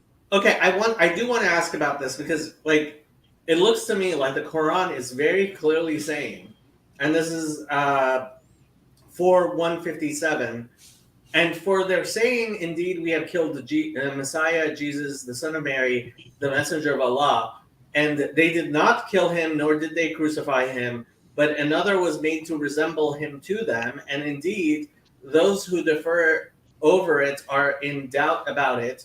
They have no knowledge of it except the following of assumption, and they did not kill him for certain. Like, how does Khalil Andani get away from that? What Khalil, I'm doing my best to remember, and what Khalil Andani would say, could you pull that back up? It'll actually help me remember what he says. is that I think Khalil interprets this from Arabic something more closely. They did not kill him, they did not crucify him, but it was made to appear to them that they did, or something like that. And the they in this, right, that's being talked about, the people who are Romans. saying we killed him or that they did not. What Jews, Khalil sorry. Andani says is that it's Jewish people, and that this is actually anti-Jewish polemic, because there were Jews who were claiming that Jesus couldn't have been the Messiah because, haha, we killed him. And then what Khalil would say is that this is saying that actually Jesus was killed according to God's plan, and that it wasn't like the Jews triumphed over him, but they were instruments of God's plan in allowing Jesus to be killed.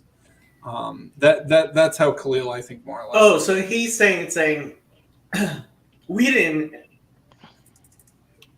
So Jesus did die, but Yes. they thought they killed him, but he no. But it was actually it was God permitting it to happen. Yeah. And so it was made to That's appear a to them Suntory in that sense. theory. Yeah, that's a very fringe, interpretation, and of course, I am I aware don't of agree that, with it. yeah. But because like all the mainstream scholars would totally disagree with that, and there are many problematic things, like I says. But coming back to what I was saying, and we can have a discussion. Actually, I have a very good brother. He is because he studies patristics, brother Wissam. So if you want, it'll be actually great to be on your, if you want, you can come to one of our channels, or if you have any channel we can hop on, because patristics is actually not. I'm just studying patristic. I just started like a week ago, so By the way, I know very Fuad, little. Yeah, I don't sorry. know if you're aware, but on StreamYard, I have enabled your capacity to stream to your own channel while you're Oh, on, if you want to. excellent. So, Sure. You're always welcome to stream to your channel from any of my streams. Appreciate that, brother. Appreciate that. So yeah, Sam, this discussion would be actually much better to have with one of our brothers, Wassam, because he actually is very well equipped with all of this, with anything related to patristics, because these types of questions we get almost every weekend on one of the channels, Dawa Over Dunya. He's got about 100,000 subscribers, so it's a pretty big channel. Don't know if you've heard of him. But So we hop on there. But please, you're free to get on there anytime you want, and that's Sorry? I appreciate that. I think one difference perhaps between us is how we view revelation, or the process of revelation. Like when Paul in the book of Acts is quoting Stoic philosophers when he's talking to people in Athens trying to do evangelism, it's not like I think he's bestowing divine authority suddenly on the entire corpus of Stoic poetry. It's just an example of him trying to reason to them from books that they take as authoritative, and that there can be a mix between the human author and the divine author. It's like a synergy of both of them generating scripture. So if I were to hear that Christianity takes ideas from its context and they show up in the Christian scriptures, I'd be like, well, yeah, of course. How could it be any different? So when I'm saying that the Quran shows ideas and stories that are from the Christian Apocrypha that would have been available in the context of the Quran, I'm just saying that it came from an obvious human context. And that's not necessarily to fully negate its, inspired nature or something like that. But I think that Muslims often want to say that the Quran is so not human influenced and is only divine influenced that it can't be, have evidence of its context in it or something like that. About the other sky. yeah. Well, I mean, the linguistic miracle of the Quran is something a lot of people like. The fact that the Quran kind of appears fully formed is one of the major proofs of Islam that Muslim apologists use. Yep. And that's why I said that this is a very long discussion. I can talk about other things, but when it comes to patristics and what you're referring to, Sam, I think that is a conversation that one of the other brothers, he may be able to have with you in more detail, because I tend not to talk about subjects that I'm not very well equipped with. But to answer your earlier question, the Son of God, the reason why we're so reluctant, when even Jacob asked me this a couple of months ago, I don't know if he remembers this or not, but the reason why God actually admonishes anybody that actually uses this type of term, it's to so it's not talking about when David is referred to as a son of God, because no Orthodox Jew in general would say that that David was a demigod, right? Or like in a Hellenistic sense, right? So Quran is pointing out those particular groups, right, that actually consider son of God as in the Hellenistic sense, right? That's what we have a problem with. So because But you what can about only a Christian like me, a Unitarian, who thinks that he's human and not like some sort of in-between demigod, and but still is fully comfortable insisting that Jesus is the Son of God? so you Because see because the question is, well, I mean, I could ask a Muslim who believes in the virgin birth, who's Jesus's father? Is he fatherless or not? right. So the Quran actually answers this. I'm sure you have heard of this, that the Quran likens the example of Jesus to that of Adam, right? That he had no mother or father. Adam, peace upon him, had no mother or father. Eve had no mother or father. She was created from the rib of Adam, peace be upon him. So just like that, because in Islamic theology, we believe that God has created humans in 4 different ways, right? One, without a mother or father, which is Adam. Eve, without a mother. So technically, you could say in a way, she was created from Adam, so he would be considered like a quote unquote father to her. Then, common humans that have mother and father. And then the fourth type of creation, that's Jesus, peace upon him, that has a mother but doesn't have a father. Right, so he was just created by the command of God. So that's exactly what kun fayakun, like the verse in the Quran says, that just like God created Adam with a command, that's how Jesus was created by the command. So Zachariah, peace upon him, he was actually his wife, I forget her name, Prophet Zachariah's wife, what was her name? Sorry. I'm not sure. I don't know if I know. Elizabeth. Yeah. It's mentioned in the New Testament. So yeah. Elizabeth. So Elizabeth, she was actually barren, right? So technically, if you're a barren woman, same thing with Sarah, peace be upon her. She was barren. She was like over 90 years old or something when she gave birth to Isaac, right? So we believe that God can make these miracles happen, and that's how Jesus was created, right? So we don't consider, and so to answer your question, Sam, we wouldn't have a problem with you saying he's a son of God as long as you don't believe it in a Hellenistic sense, right? But the reason why Islam prohibits this type of rhetoric, this type of language, is because how it was misunderstood. So if you really think about it, how many Unitarians are there versus how many Trinitarians are there, right?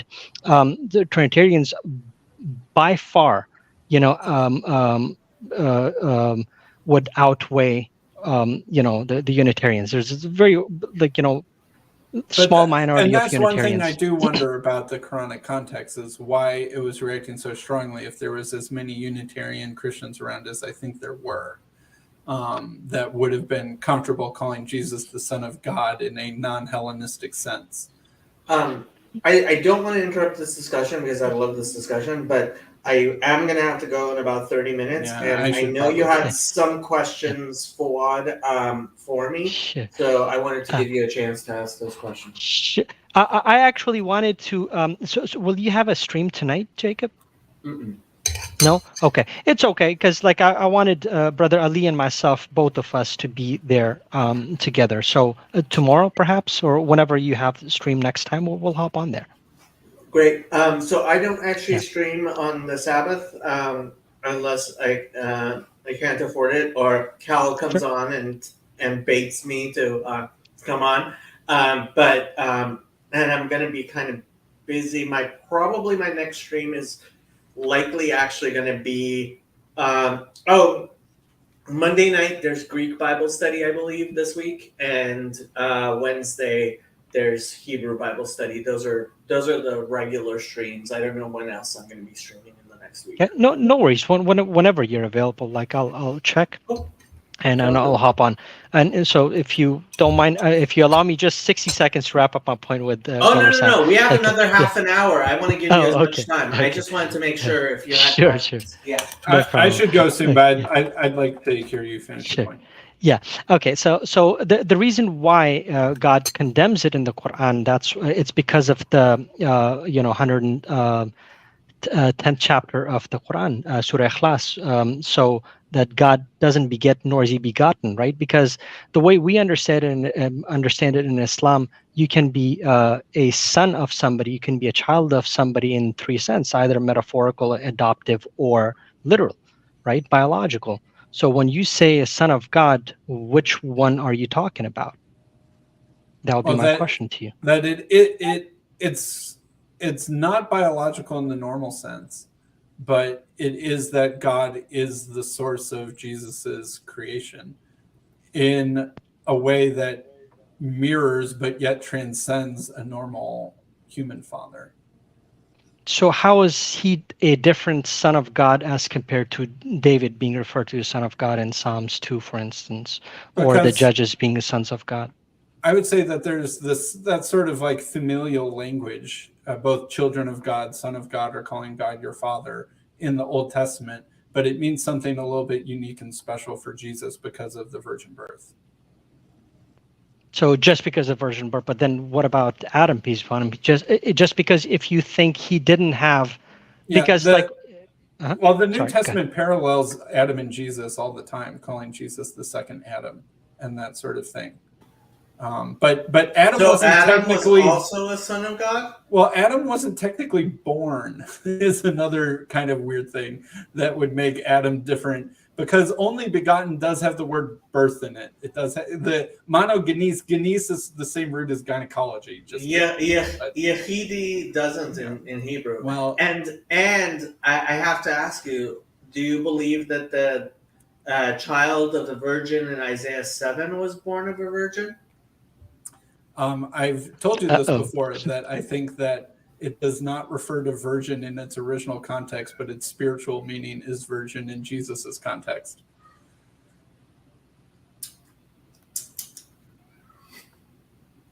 Yeah, that's another. I just solved that there. I just solved the Hebrew Greek conundrum. Very, very solved. Very solved. Yeah, but you're Sam, immediately convinced.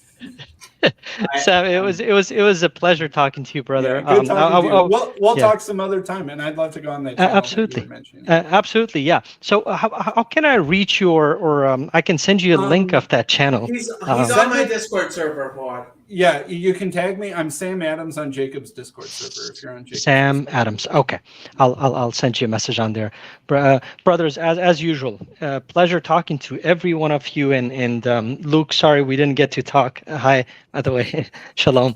So yeah, talk to you guys soon. Thank you so much for having me. Hold down the fort, Luke. Thanks for jumping on, Juan. Right, my pleasure. Right. Take care. Bye, Andrew. Have a good one, Fawn. Now, where we went from having a Unitarian, a Muslim, a Jew, an Eastern Orthodox, and an Oriental Orthodox, to just a Jew, an Eastern Orthodox, and an Oriental Orthodox. By the way, I'm going to a Greek monastery tomorrow. Dun, dun, dun. Nice. For why? And Andrew's not coming because he believes that they're all heretics.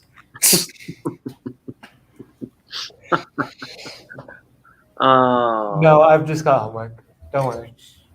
No, he thinks all of the Eastern Orthodox are going to hell because of diaphysites.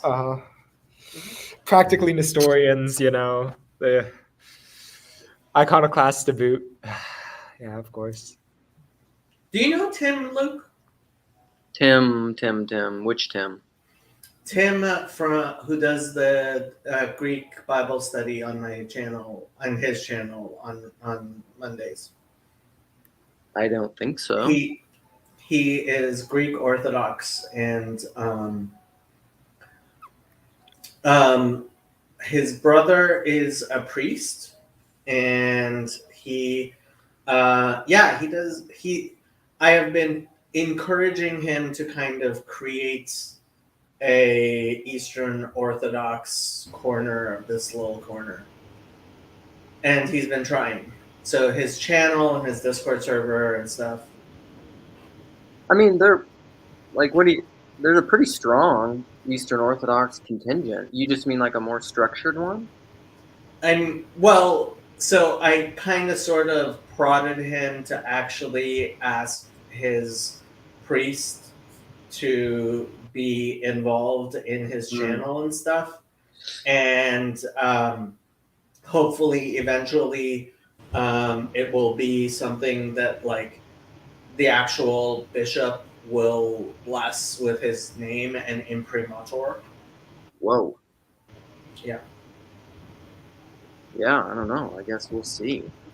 I wrote a 4-page letter to his priest. Yeah, I don't know. I feel like Orthodox tend to be pretty, and I assume it's probably the same for Oriental Orthodox, tend to be pretty hesitant to, they'll give the internet a couple hundred years, and then and then maybe decide if they want to do something. You obviously don't see how I work. After they saint, make Peugeot a saint. Yeah, maybe.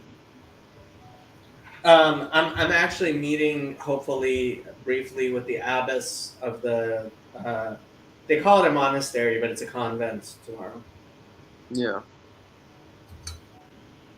Well, I'm eager to hear about that. I just saw.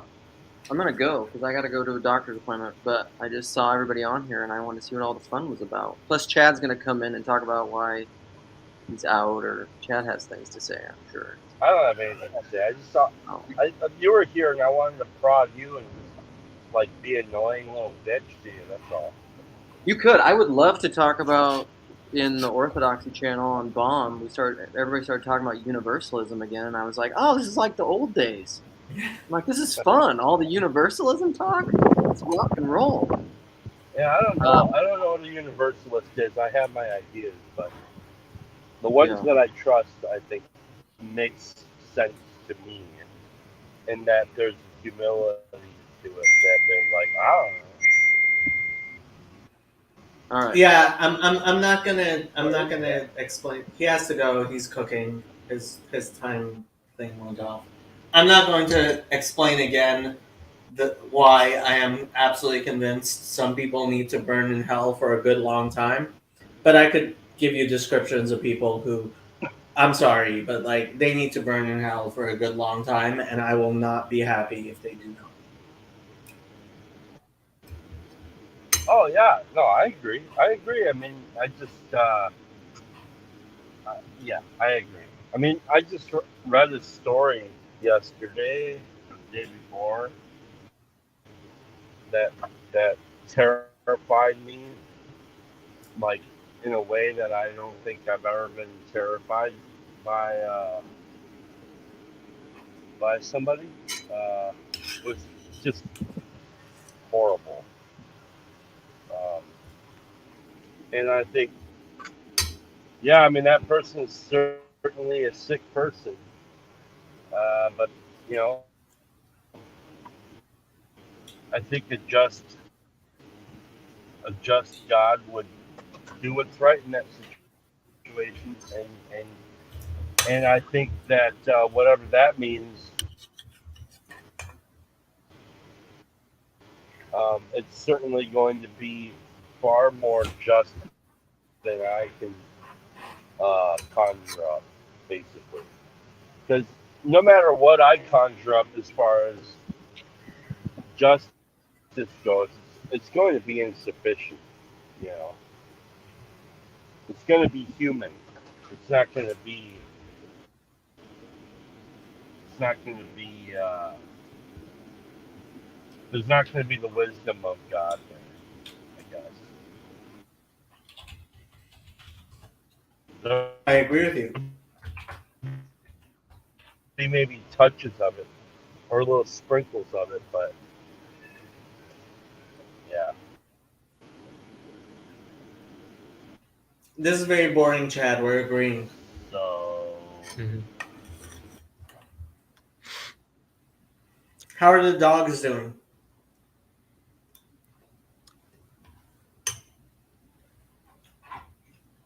Oh.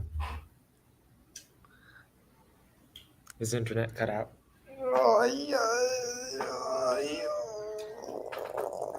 Apparently. How's the studying going, Andrew? You know, it's going pretty good. Yeah. I Yeah.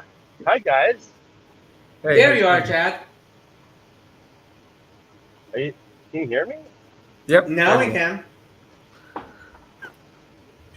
I asked you how the dogs were, and then you cut out. Is this thing working or what? Now it is a little bit. Kind Oh, I of. don't know. I just don't know if my mic is working or not. That's all. Your mic is working. I think it's your Good. Can you hear connection me? that's not working. Yeah, but you're Say yes cutting or in and no. out. Hmm? It's your connection, Chad.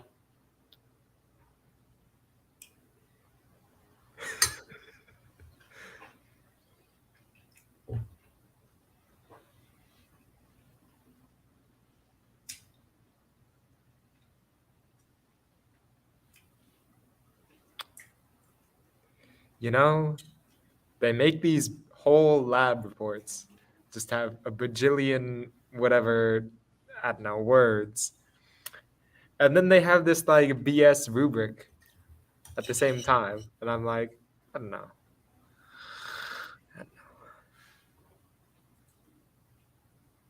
Okay. Yeah. You know, when the Messiah comes, I will not have any lab reports. That's what I know.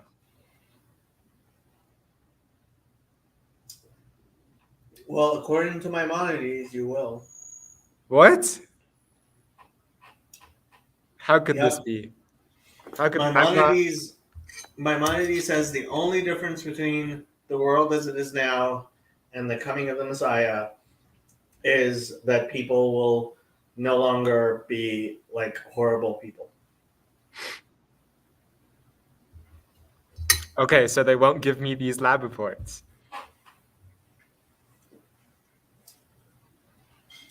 They won't give you bad lab reports, but they'll No. still, in his view, and it's a very rationalist view, which all the rationalists love. What does Brad say? Hello, Brad. I don't know if I know you, Brad.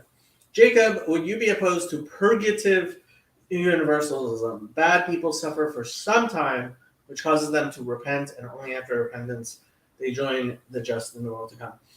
So, the Talmud talks about some people who hell will end and their suffering will not. And as I understand that passage, it's talking about people who will have a place in the world to come, but they will be repentant of their sins. And so I believe I am semi-annihilationist and semi-purgatorialist in that I do believe there will be people who will, in fact, be annihilated after purgatory as well. But that's my personal beliefs, and none of these are necessary beliefs within Judaism.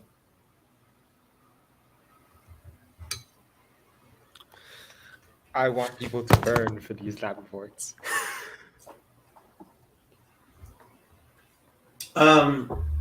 So before I go, which is going to be in like 20 minutes, I want to actually rip this this whatchamacallit. The Christian Zionist post. The Christian Zionist thing just showed that he had jumped onto my channel jumped into my Discord without doing any research whatsoever, and he had zero idea like who I am and what I believe and stuff. But okay, so his post. Well, I mean, okay, first of all, Chosen People Ministries has their actual beliefs, and then they have all the stuff they go around talking about lying.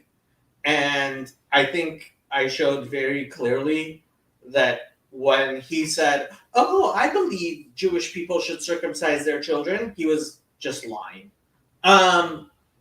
He's a horrible person, and he's a liar. And you can look at their statement of beliefs, which I believe more clearly stated out. Like, this Chosen People Ministries, unlike Jews for Jesus, has to some extent stopped being as much of liars as they used to be, because like they will admit they believe in a Trinity, right? Although I guess they're not using the term Trinity here. We believe there is one infinite and perfect God, eternally existing in three distinct and equal persons, right? So this is Trinitarianism. Leviticus 19:2 is a Trinitarian text. Okay, that's interesting. Whatever. Anyway, let me rip apart his stupid. Let me pull up his thing. Okay, so this was his response to me calling him a Masit, which is comes from Deuteronomy 13, if I remember correctly. It talks about someone who comes and tries to convince you to go after other gods. And look what he's doing. I didn't mention Maimonides at all. In fact, if you look, I only quoted Jewish scriptures over and over again. Sorry, not Jewish scriptures, Christian scriptures. Because this guy, he's not a good Christian. Brian, if you want to jump on, the link's in this thing. Oops, that's not the link. That's the Quran. If you want to jump on, there's the link. So I understand why you think that. I get it. I believe in the Trinity and the Incarnation, and thus I'm breaking Rambam's principles 2 and 3. Okay, there's a reason why he brings up Maimonides. He doesn't want to admit that the problem isn't Maimonides, because this is his. Hello. Hello. Nice to meet you, Jacob. It's nice to meet you, kind of. I have to say, my orientation towards you is institutional. You represent an organization which exists to destroy my people. I've heard you say that multiple times, and I've heard that before. It's not the first time. I am sorry you think that that's what I am trying to do, but that's not our intention at all. As I've said in the Discord server, I believe that Jewish people ought to continue being Jewish people after they believe that Jesus is the Messiah of Israel. I believe that they should continue. Does being Jewish people include believing in the teachings of Moses? Sure, it's the word of God. So that includes not eating pork. For many Messianic No. I'm talking about you. Do you believe that a Christian Jew, which is what you claim you want for me, who eats pork is committing a sin against God? No, definitely not. Okay, just say that from the very beginning. Why are you lying? I'm not lying. I'm not lying about anything right now. I believe you're putting words in my mouth. You believe that a Christian Jew stops being someone who has to follow the commandments of God. That's not about Maimonides. That's about what Jesus teaches in Matthew 5. See, we have to really sharpen our pencils here. It's not so simple. So I'm bringing up the lecture that you listened to. I know you didn't like it, but in that lecture, I brought up there are many different passages in the Torah that are said to be eternal that are not practiced today. They're not practiced today. Yes, they are not practiced today. They cannot be practiced today because Right. as Isaiah explains quite clearly, and what happened during the time, the 70 years between the first temple and the second temple, right? There was it is not the first time that the Jewish people have been without a temple. And all of the prophets explain exactly what is to happen. And so we keep the Torah to the degree that we're able to. And you brought Martin Luther, John Chrysostom, and all of the anti-Semitic, frankly, Melito of Sardis, and I would say basically Marcionism in your discussion. You were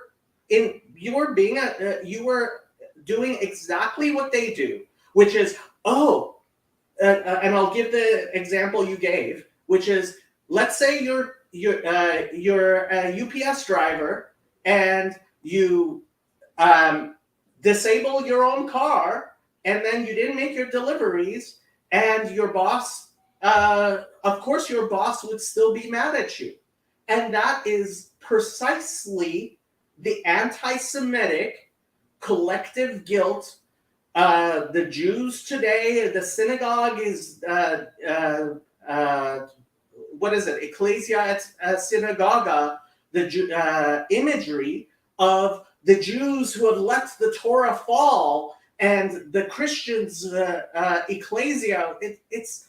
It's Christian anti-Semitism writ large, which you were representing in your speech. I hear you, and I respectfully disagree. It seems to me like the major issue that you have is talking about any kind of collective action by God against the people of Israel. Collective, there is no such thing as collective guilt. Ezekiel 18.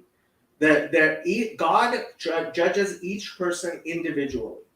That is theologically. I mean, I know your theology. You believe in penal substitutionary atonement. You believe in all of the stuff that Luther taught, and frankly, the vast majority of this little corner, which you're not familiar with, but this little corner of the internet has been Christians over and over telling me that people like you aren't Christians. And frankly, I kind of agree with that. But your theology is precisely what my channel for a good 3 years has been railing against. It's a theology that ultimately, I think, really represents Satan. I really do. And this is a brave space where we don't do kumbaya ecumenicalism or I'll be right interfaith back. discussion. Okay. Yeah, I don't really know what the reference is there to people with my beliefs, like typical boilerplate Protestant beliefs, as not being real Christians. I really don't know what you mean by that. So I really don't know how to respond to that. Honestly, and this is part of the thing of you haven't.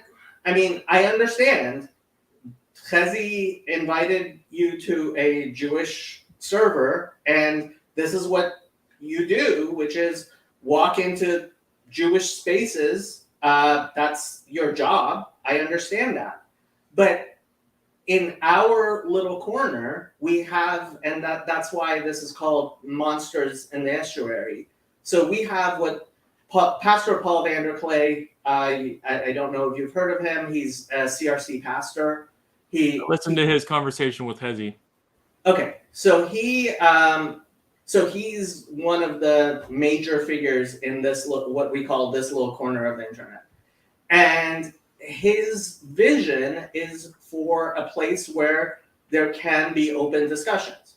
And I would like to participate in that, and I try to participate in that.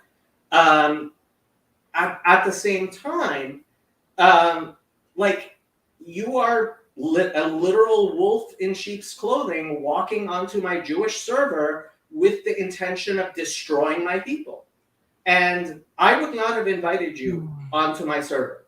Chezi did, because we are trying to have honest and real discussions with Christians. I've invited many Christians onto my server. There are many Christians who are active participants, including Catholic priests and Protestants and many Eastern Orthodox people. There is something uniquely anti-Semitic, evil, and destructive in the ministry for which you work. And if I want you to continue circumcising your sons, keeping the festivals, worshiping on Shabbat, which was never changed to Sunday, that's anti-Semitic? No, it is. I don't think you're being honest when you say you want Jewish people to do that, because you don't believe that Jewish people should. You think that that's something cultural, and that's not what it means to be Jewish. I listened to your discussion, and you're absolutely right. For the nuns, for the Jews who don't believe in God, like bagels and lox and circumcision, it's basically the same thing. Bagels, ethnically, we're Jewish. We eat matzo ball soup. We eat bagels and lox. We circumcise our kids. When you're an actual believing Jew, and that's why I took offense at what you said about bringing up Maimonides and things like that. It's not about Maimonides. It's about what God wants.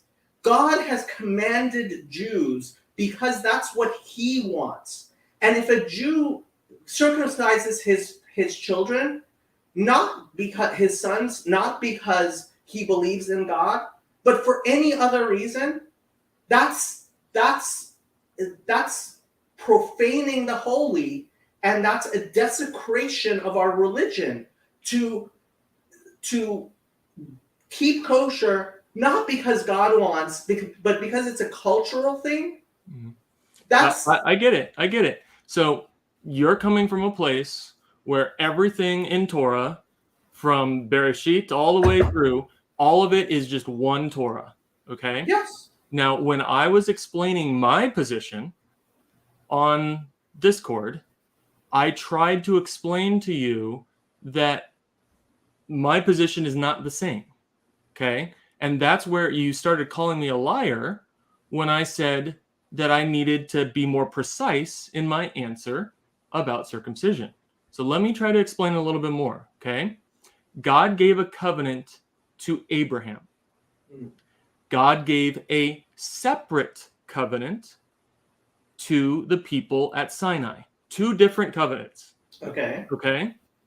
The covenant with Abraham included circumcision. Okay. It did not include the kosher laws. It did not include Shabbat. It did not include the festivals. Those things did not exist yet. So when I say that I believe that Jewish people should continue to circumcise their sons because the Abrahamic covenant was unconditional, it is eternal, then I'm not lying about that. Okay? Okay. But in your response to me, you mixed in circumcision with all those other categories. And I tried to say, wait. Those other categories were given at Sinai. That is a different covenant. Okay, I will admit that this is a new this distinction you are making is actually new to me.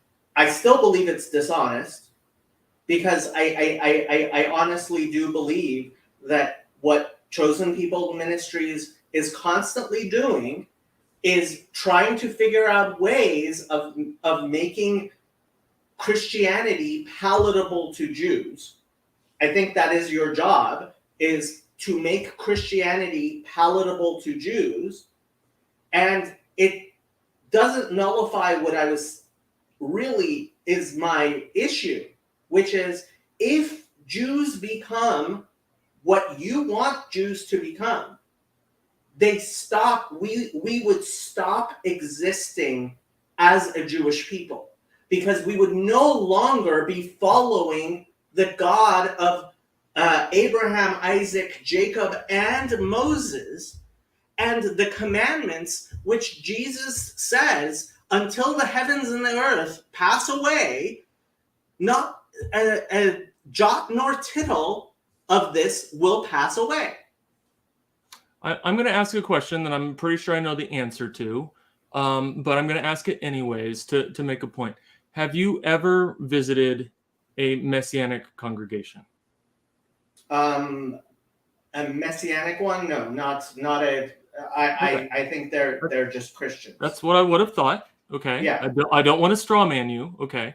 But Yeah. the Messianic movement of Mhm. Messianic congregations sprung up mostly in the 20th century. There were a couple hints of it in the 19th century, but the Messianic movement sprung up in the 20th century specifically because they realized by experience that Jews just believing in Jesus and being a part of the larger Gentile church was going to be the end of Jewish, visible, practicing, traditional Jewish believers in the church. They realized it. That's It was not how I describe the beginning of the Noahide movement, which is what the Messianic movement really has culminated in, which is there was people like Leopold Cohen or whatever his name actually was.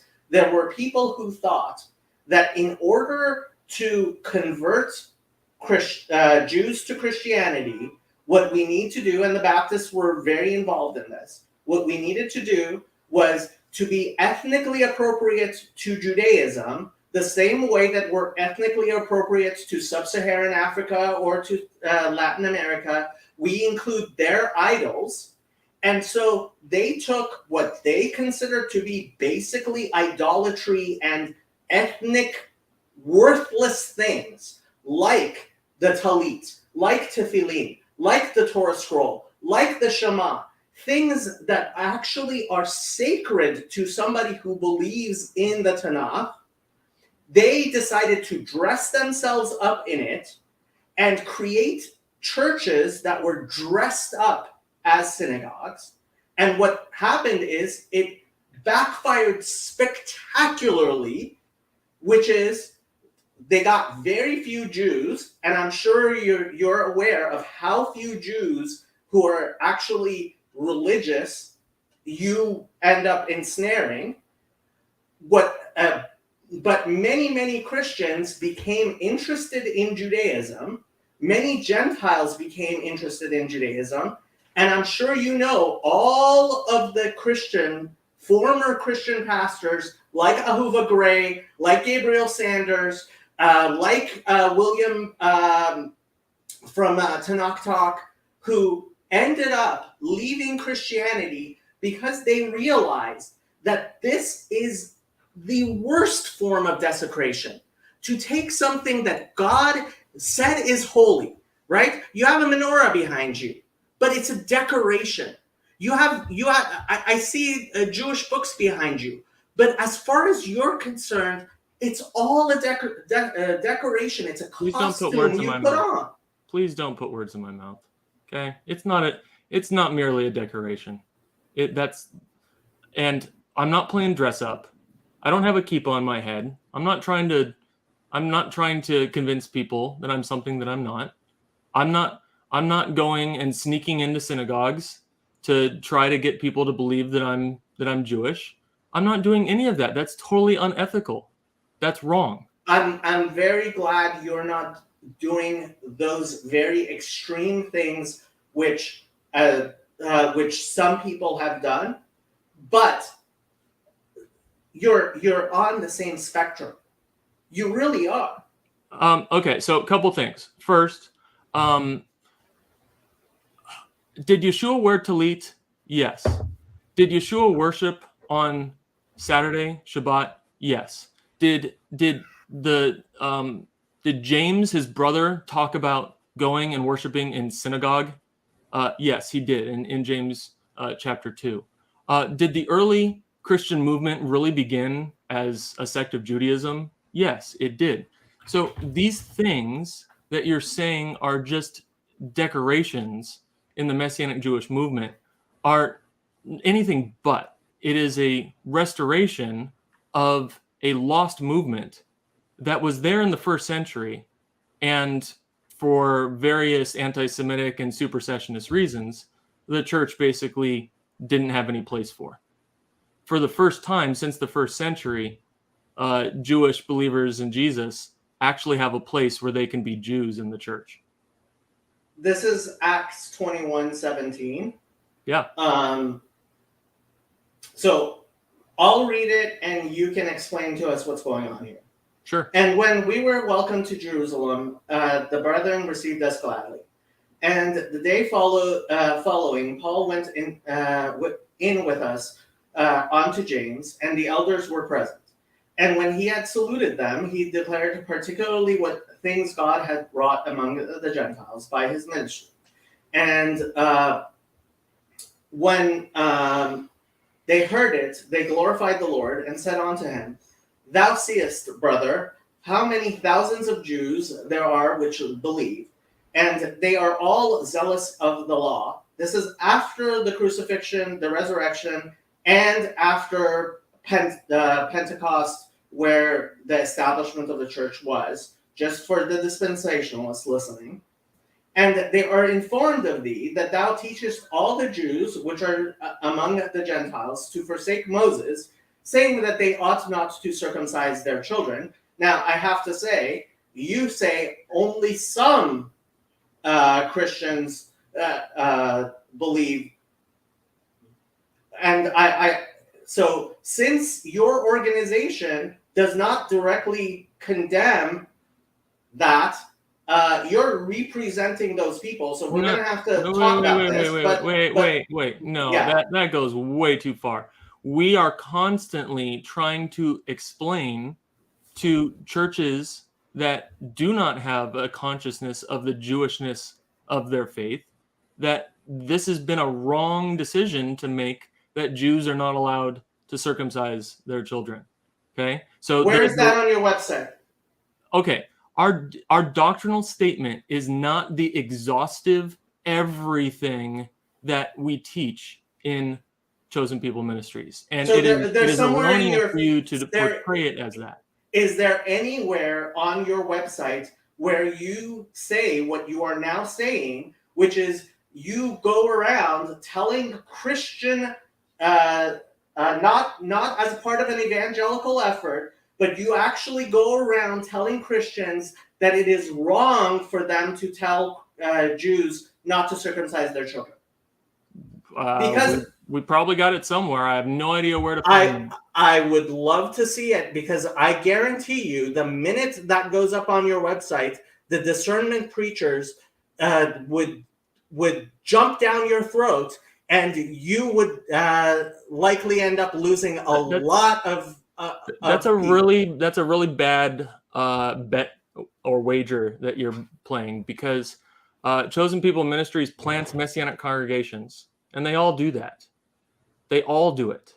Okay? Like, this is not a secret that the Messianic movement advocates circumcising their sons. That's not a secret. And if it's a secret to you, well, that means you just don't know the movement. So you don't have some gotcha. No. Hold on. Let's use your fine pencil here. Okay? There's a vast difference between your congregations advocating members of your congregation, because what most Christians would say is 1 Corinthians 9 applies, and you are pretending to be Jewish, so that's perfectly fine to pretend to be under the law when you have freedom in Christ. But if you were to go to actual Christians, right, and in places where you're not demonstrating your freedom in Christ by being a Pauline Christian, which in this interpretation is being dishonest, is then if you're going to your average Baptist Calvary Chapel down here and telling them, no, it's wrong for you to tell your Jewish members that they should not circumcise their children, you're going to be condemned as somebody who is under the law, under the slavery of Moses, and preaching works righteousness and has a false gospel, and you will lose your funding. You know you will. No. And in point of fact, I grew up in Baptist and Calvary Chapel churches. I preach in them. I'm supported by them. And you're just wrong on that. I'm sorry. Prove me wrong. So frankly, now that I have this video, I intend to publicize it, and I guess to the extent that the discernment preachers find out, and you don't behind the scenes say to them, no, I was just talking to Jews. Obviously, when we talk to Jews, we lie. Then I expect a lot of them to pull their support of you. I understand that you're trying to expose me, and you think that you've got a way to do that. But it's there are not many. Just me, Brian. You know what's her name from? You know Singer. You know Skoback. You know all the people who have been exposing people like you all over the internet.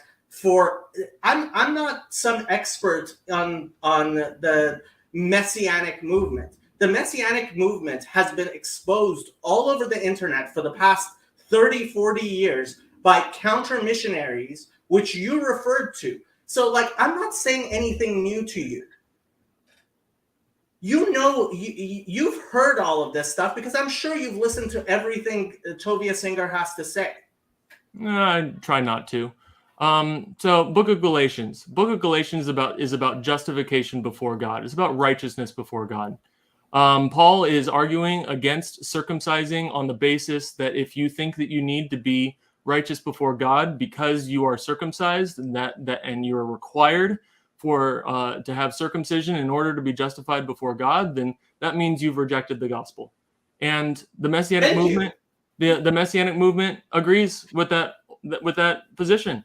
That if you think that you need to be circumcised in order to be justified before God, then you have rejected the gospel. And that is something the Messianic movement agrees with.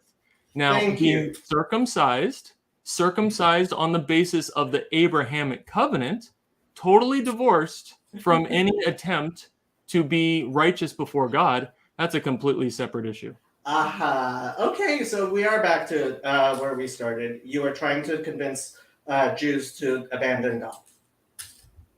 Thank you for clarifying that. I'm not sure how you connected the dots to that from what It's I very just said. clear because what it means for a Jew to keep the commandments of God is to do them because he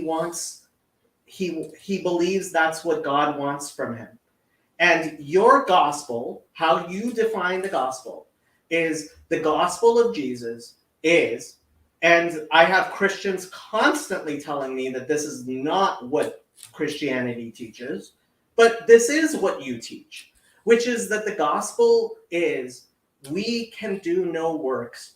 All our works are filthy rags. I know Luther, and frankly, You don't need to know Luther. You need to know the Book of Romans. No, you need to know Luther. And this is actually the discussion of why in this little corner we spend so much time talking about the Book of Romans. Is because there are many Christians who are constantly telling me that this reading of Romans, which I agree with you, I think Paul was in fact a disciple of Satan.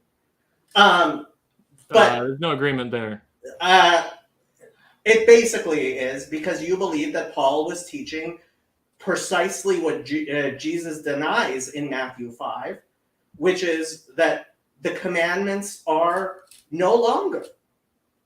You're mixing categories. We're not talking about the perpetuity of the commandments right now. Right now we're talking about righteousness before God.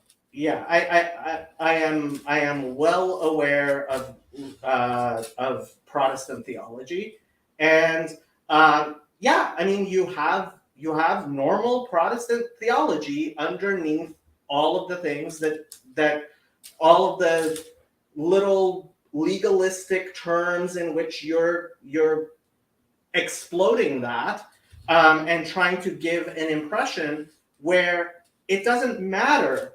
So for me, it matters if you do the mitzvot, if you do God's commandments because God commanded them or not, right? There's somebody in this little corner who I'm sure you're aware of this, firm Christian, reading his Bible, got involved in the Hebrew roots movement, started becoming a Torah-keeping Christian, bought himself some tzitzit, and then an Orthodox Jew said to him, "No, you're not Jewish. You shouldn't be wearing tzitzit."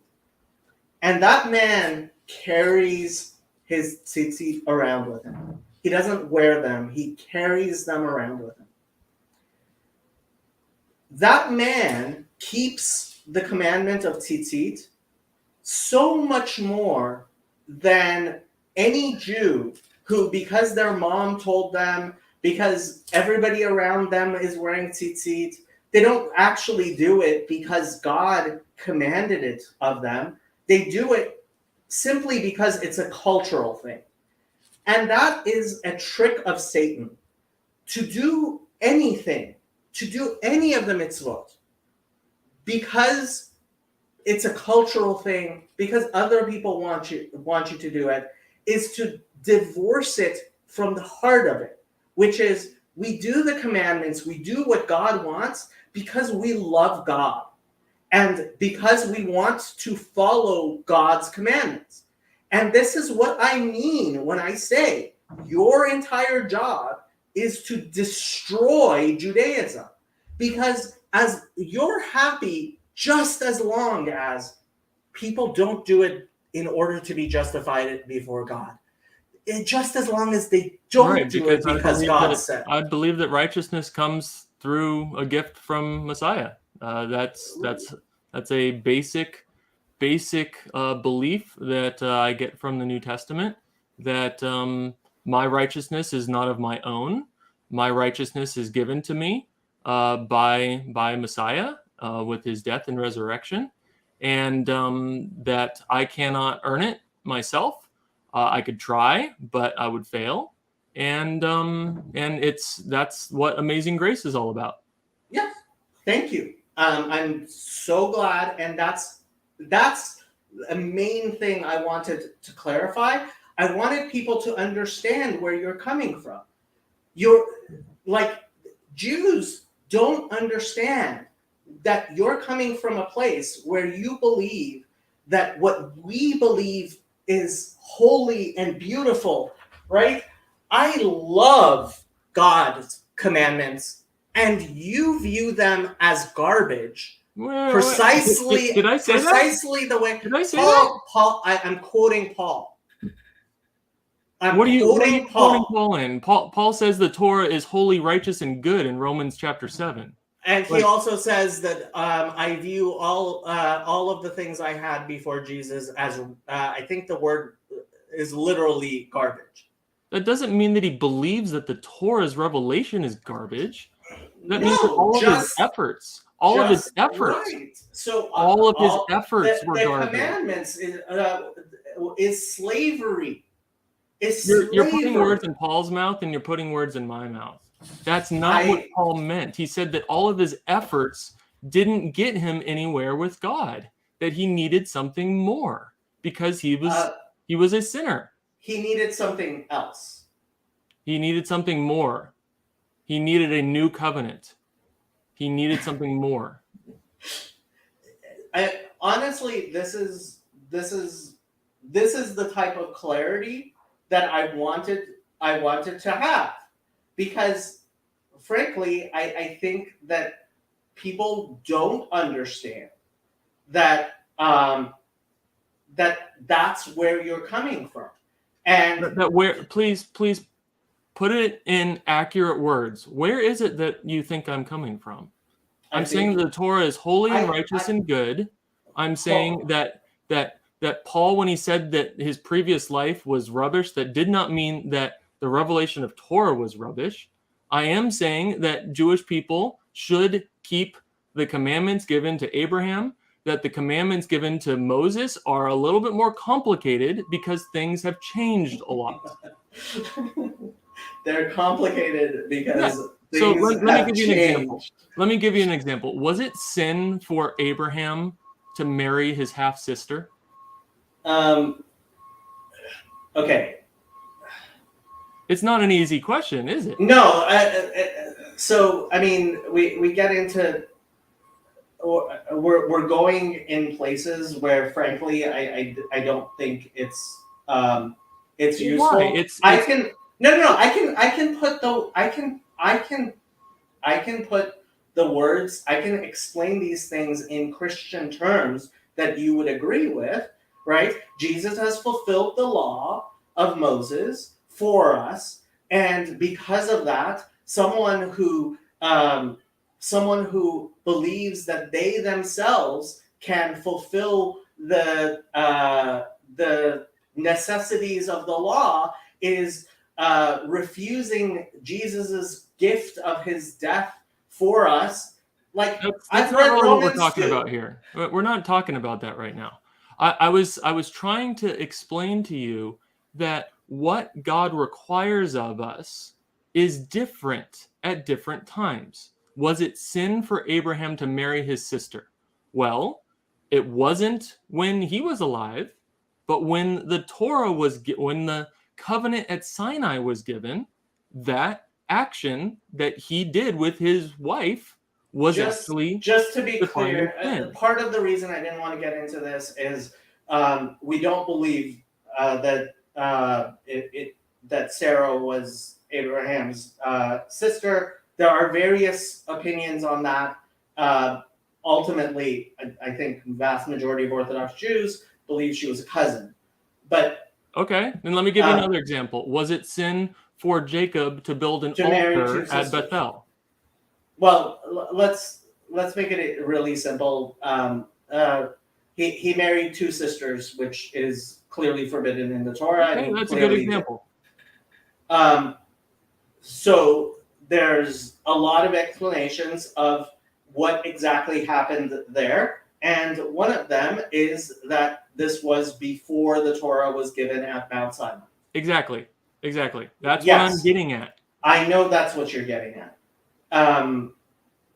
The point is that we believe that the Torah is eternal, that once it was given to Sinai, it will eternally be incumbent upon members of Israel to keep them forever. And the fundamental basis under which we keep them is we do it because God said so. Because we want to do that which God wants us to do. And yes, one of the fundamental principles of Jewish belief is that God will reward people according to their deeds, not according simply to their beliefs, but according to their deeds. He will punish those who do bad deeds, and he will reward those who do good deeds. And this conception of salvation that you have, which is the Protestant, like, people will actually probably get annoyed with me going over what's called Jacob's greatest hits of talking about how evil penal substitutionary atonement really is, and it is evil. But you're preaching penal substitutionary atonement. You're changing subjects again. Okay. I am changing, but Yeah. but that's the important subject. Like getting the two of us involved in little theological things of dispensations and particular circumcision versus keeping kosher, right? And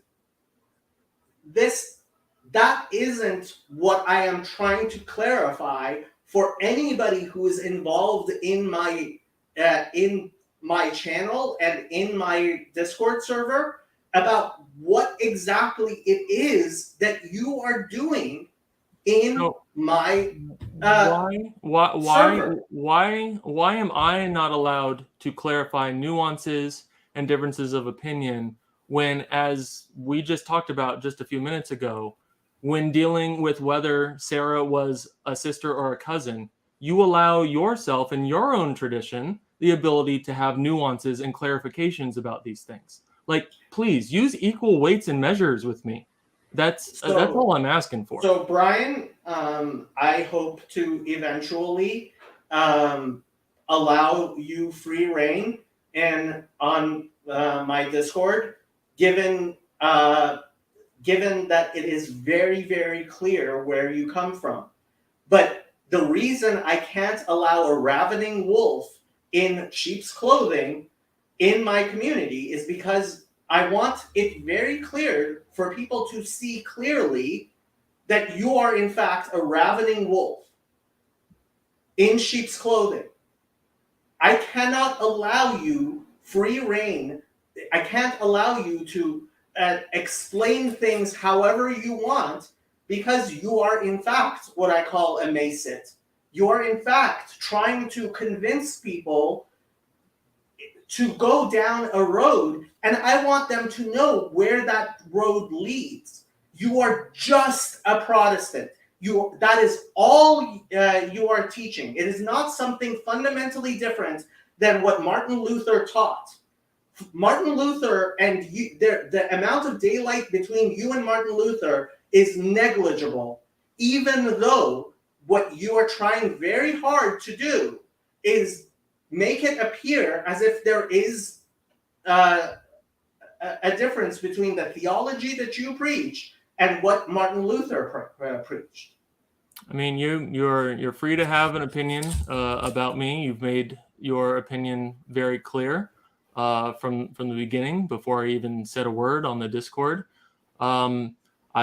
I don't believe that your opinion is being shared by the other people on the Discord.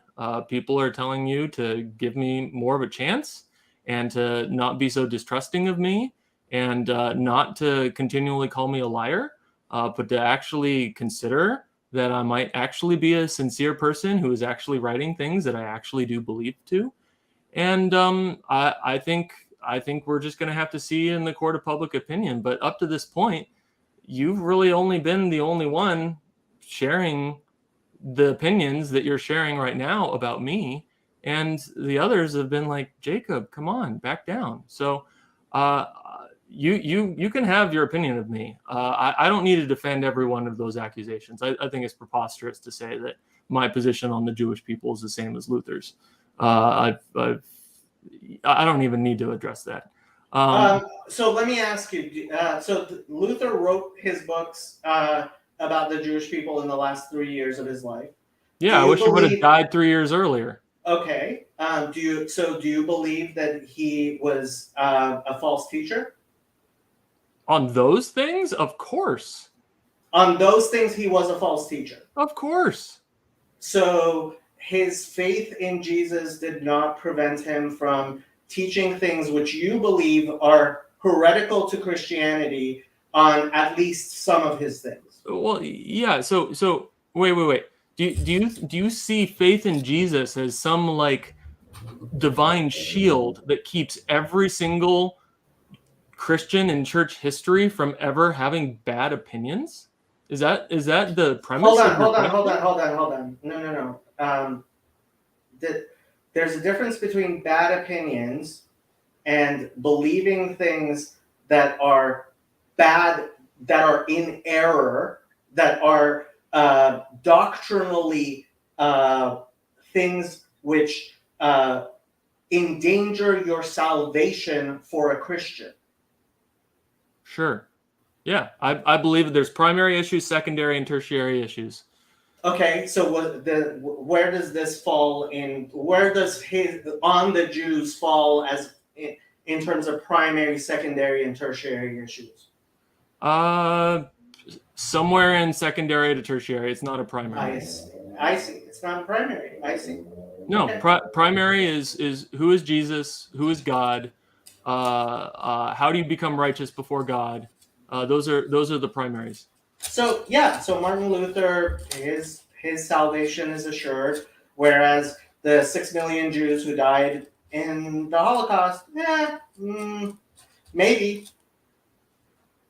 I'm sorry to hear you make that dichotomy, because I think Martin Luther definitely burned in hell for a good long time for his hand in the Holocaust.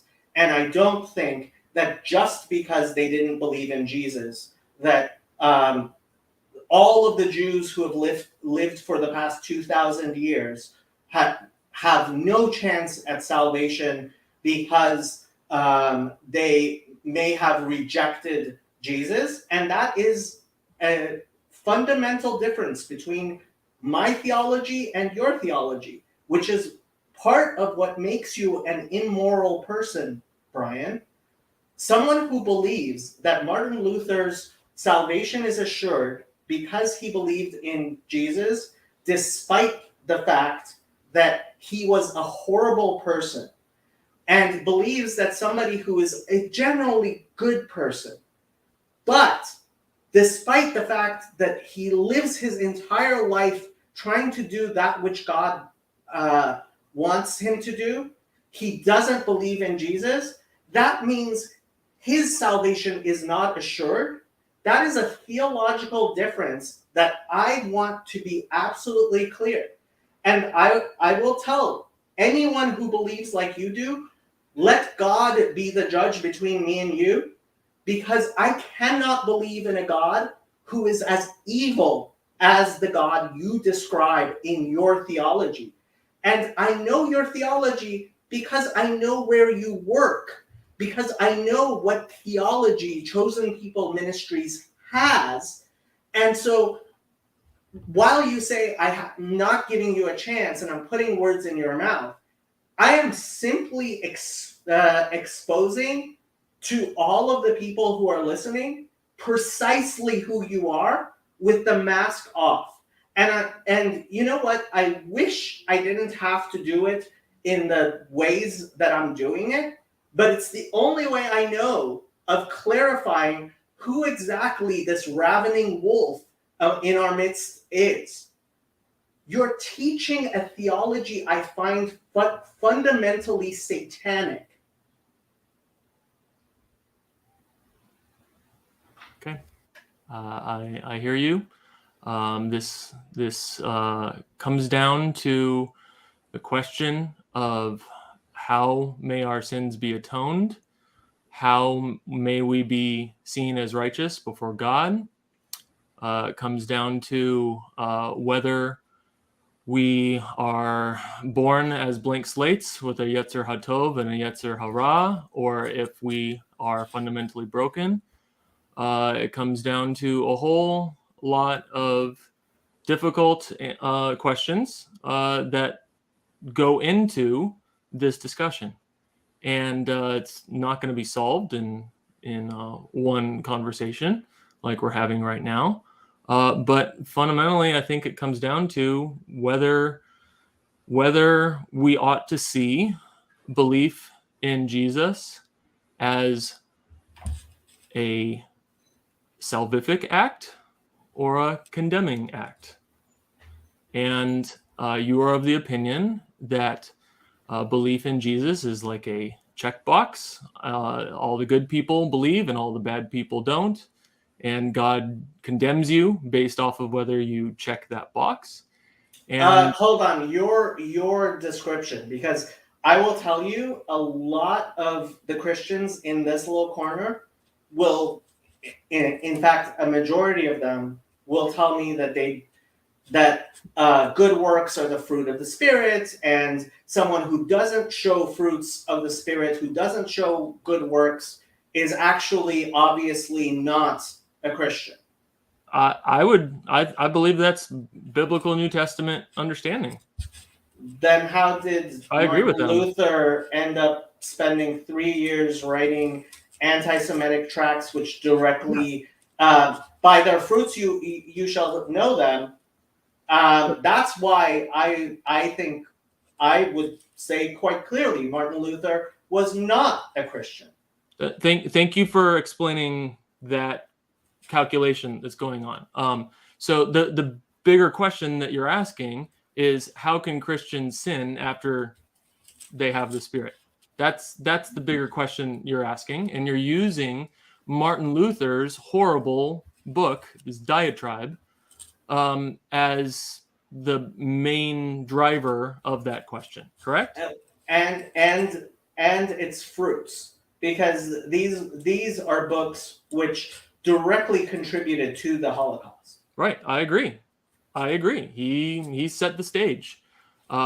Just had to percolate for a couple centuries, but he's not the only one. I mean, there were people before Martin Luther. But anyways, your bigger question is, how can Christians still sin after they are given new birth? That's the bigger question, okay? And that's not just a Martin Luther problem. That's a me problem. Why do I still sin after I believe in Jesus? This is not some theoretical question that you're asking. This is very down to earth for every single follower of Jesus. And it's not going to be answered right here. There's a whole lot of passages in the New Testament that talk about how we're supposed to repent of our sins, how we're supposed to be in community with each other, how the weaker brother is supposed to help. The stronger brothers are supposed to help the weaker brothers in their areas of sin, that we are supposed to confess our sins to God and to each other. There's a whole lot of this. So it's not like the New Testament says that simply because you sin, that means you're not a Christian. And you're saying the sin of Martin Luther was so bad, therefore he couldn't be a Christian.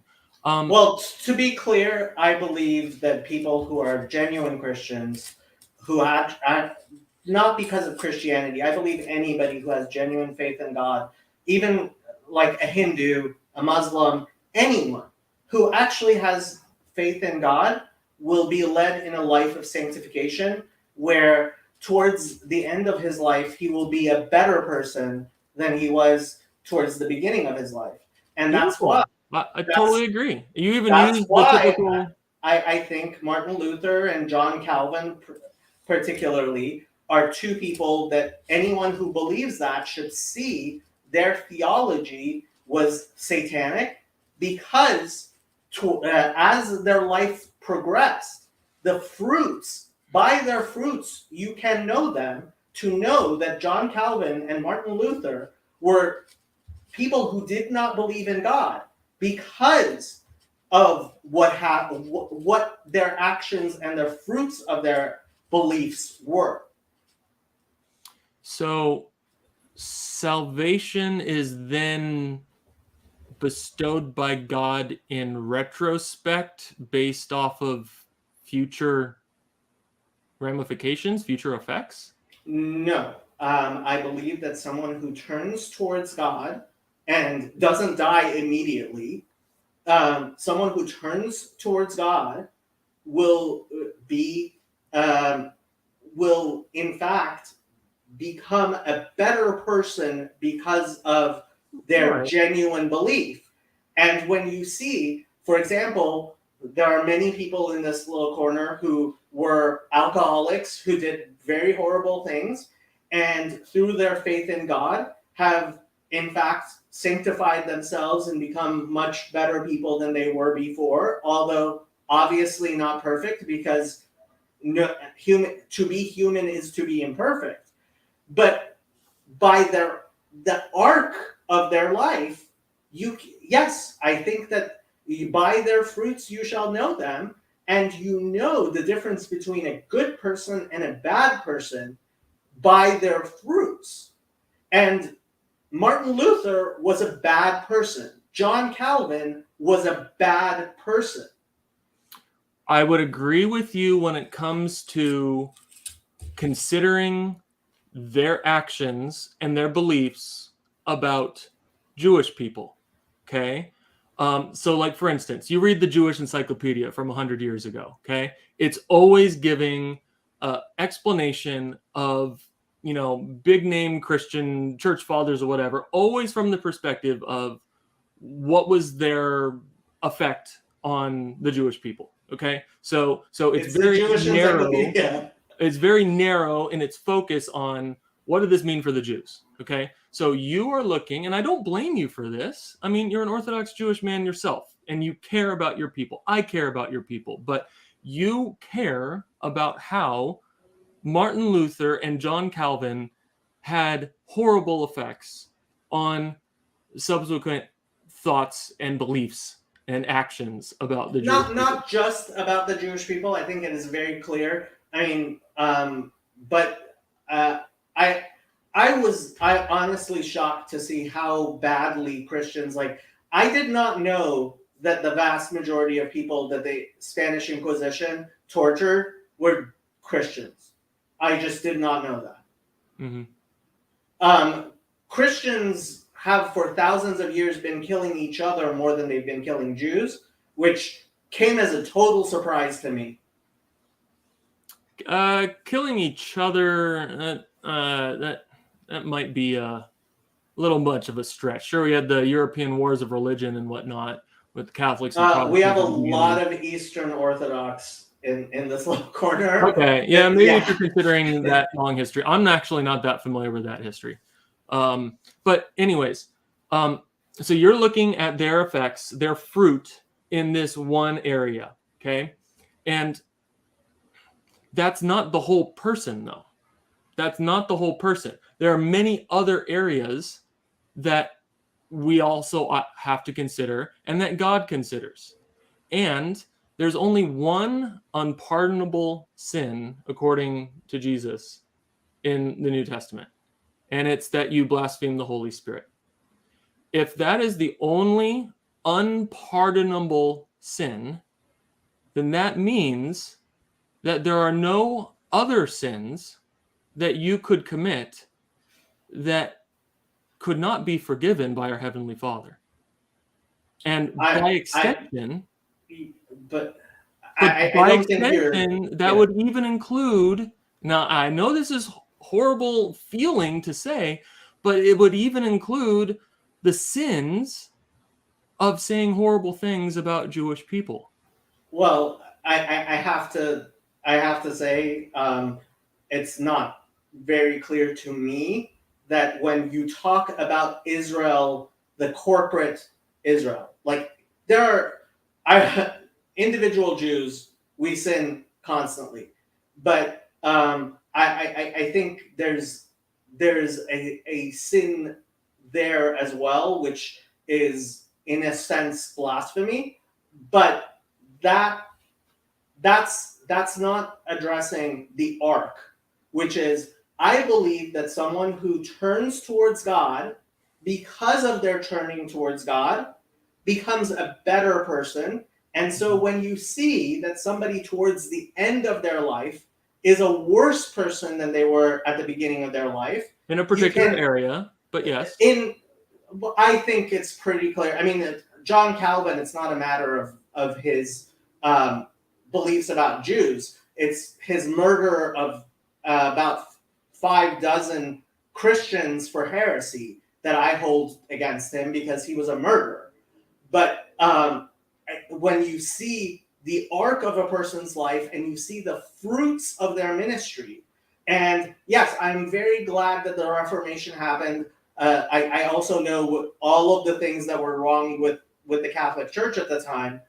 But what is really important to me is to show that actually the Christian church, which Christians want to believe was guided by Jesus towards God, what we see is while for many people it has in fact been a process, and exactly as Maimonides says, of preparation for the coming of the Messiah, the church itself is founded on rotten foundations. I only have about 20 minutes to go. I am going to give you at least the last 5 minutes to clear up everything you want to say, because I want to be at least a little fair to you as much as I can. But before, I do want to bring this one point up. Brian, you have kids, you've mentioned. How would you feel if I worked for an organization which had the sole objective of getting your kids not to be Christians? Yeah, I wouldn't be happy with that, especially since you're targeting children. You implied, I don't think you implied it. I think you said it earlier in this stream that Chosen People Ministries targets It wasn't children. Chosen People. I have to be clear. So what's his name? Bar-On. He went to Dallas Theological Seminary. It's the other big ministry that for one for Israel. Yeah, I think that's him. He very clearly went to. I have to find this video again. I was watching him in a video at, I believe that he was actually talking at Dallas Theological Seminary, and he proudly proclaimed that, yes, we're getting to their children through the internet. I'm glad that you're saying that is not me now, because you did say that was me before. I don't see much difference between. That's his name. Eitan Bar. I don't see much difference between. I am not Eitan Bar. One for Israel and Chosen People in Ministries. I have to say, I am going on the institutions with which you have decided to affiliate yourself with, and these institutions, they make no secret out of the fact that they're perfectly happy if some 16-year-old Jew watches their videos on the internet and becomes a Christian. So if we put up a video and they find the video out of their own internet searching, with their own consent, with their own mind, and they watch our video and they start believing in Jesus, that is a moral, ethical fault of ours? I think so, yeah. So what are we supposed to do about it? Are we supposed to have age-limited YouTube videos?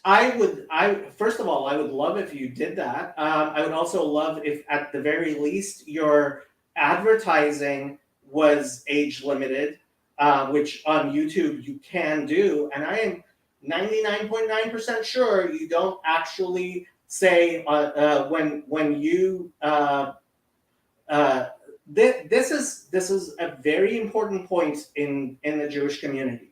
It is completely different when you are providing content which is geared towards Jews and just putting it like, I don't want Orthodox Judaism to be as insular as it is. And it is precisely your type of content which makes us have to worry, because you are deliberately trying to create content which is attractive to our children. Not to your children. We are not targeting Jewish children. I think this is a distinction. Our audience are adults. I mean, it's against the law to target children for in Israel. Yes, it is. In Israel, it is. And which I knew a that. lot of Christians. You didn't need to tell me that. I knew that. Which already. a lot of Christians find actually objectionable. And you know that there are Christians who find these laws very objectionable and are trying to get them repealed and called unconstitutional. Okay, that's not us. We believe in the importance of parental authority in the home. We want that for our children. We want that for your children. Like, so to answer your point, that you asked me the question, would I be bent out of shape if you were running an organization that was targeting my children? Of course I would. But you're not talking to someone who's doing that. Okay, what if you're 18-year-old or 20-year-old or 20? What if I were to go to Biola, which is a Christian college, and go try to have a Jewish ministry trying to get all of those? Would the Christian community be rightfully offended at the fact that I have a ministry targeting their adult children for conversion? On the Biola campus, yeah, for sure. But it's a free country outside of that. It's private property at Biola, and you have to apply to be able to have that kind of message. But, okay, what if I go and open up? It's definitely a free country. Let me give you an example. There's two major Messianic denominations, the UMJC and the MJAA. Major anti-missionary organizations frequently appear at these conferences. That's the exact same thing that you just proposed. And no. Are they run out of town? No. It is not the exact same thing, because they are defending our community against people who are who are targeting us. Rabbi Skoback doesn't go looking for just any Christian to evangelize to. Does Scobie a singer? No, he doesn't. He shifted recently. He's trying to get Christians to stop being Christians recently. This is, and for anybody who watches my my channel, they're aware of this discussion, and it's a thing that I personally have both been accused of doing, and I have. So tomorrow I am visiting. I am not an observant Orthodox Jew, by the way. Tomorrow I will be visiting an Eastern Orthodox monastery, because I am very involved in interfaith work with Christians, and I'm trying very hard to create an environment where Jews and Christians can actually peacefully coexist, because I think that's incredibly important. The problem is, and it's a real problem, when Jewish people look at someone like you, someone who is working full time to destroy our way of life, in and your that view. is, yeah, they have a very real concern, Brian, and it's a rightful concern that by inviting Christians, and which I have been, to engage in the Jewish community, by taking Jews to synagogue, taking Christians, believing Christians to synagogues, I am inviting people like you into our midst. And so when Chazi said he wanted an invitation to my Discord server for you, I gave it to him. But you have to appreciate what kind of a position you're putting me into, because this is your full-time job. This is a ministry that is meant to not simply be Christians, but to come into our community and destroy our way of life. This is a hostile action you're taking, Brian. And Chosen People's Ministries is a hostile organization that you have decided you want to work with. And I have to ask you, as a Christian, is this loving your fellow as yourself? Is this how you would want to be treated? And I don't think you've really considered that. I don't believe that I am destroying the Jewish people. I believe that the first Jewish followers of Jesus did not destroy themselves. They did not destroy their descendants. I believe that early Jewish Christianity deserves to have a place at the table in the Jewish world, as it once did in the first century. I don't believe that I am guilty of the things that you're accusing me of. And so I'm sorry you see it that way. But my purpose for coming on to this live conversation with you, Jacob, was really to put a personal face to this. You've been demonizing me a lot. And like I said on Discord, I have thick skin. I've been letting you talk, and I've been taking the punches, and I can continue doing that. But I want you to see my eyes that maybe I'm not the monster that you've been portraying me as. And maybe, just maybe, you'll just give me a little bit of more trust. I know you don't trust me at all, but I hope that you see with my demeanor with you, with my sincere answers to you. I'm not trying to derail your conversations. I'm answering your questions. I'm hanging with you in the kinds of things that you want to talk with me about. I'm not trying to be a jerk. I'm just not. I'm a real person, and I have sincere beliefs, and you have sincere beliefs, and I don't think that there's anything wrong with us learning how to share our sincere beliefs with each other in love, in respect. I think we have a long ways to go to actually meet that goal, and to actually see what the other sees.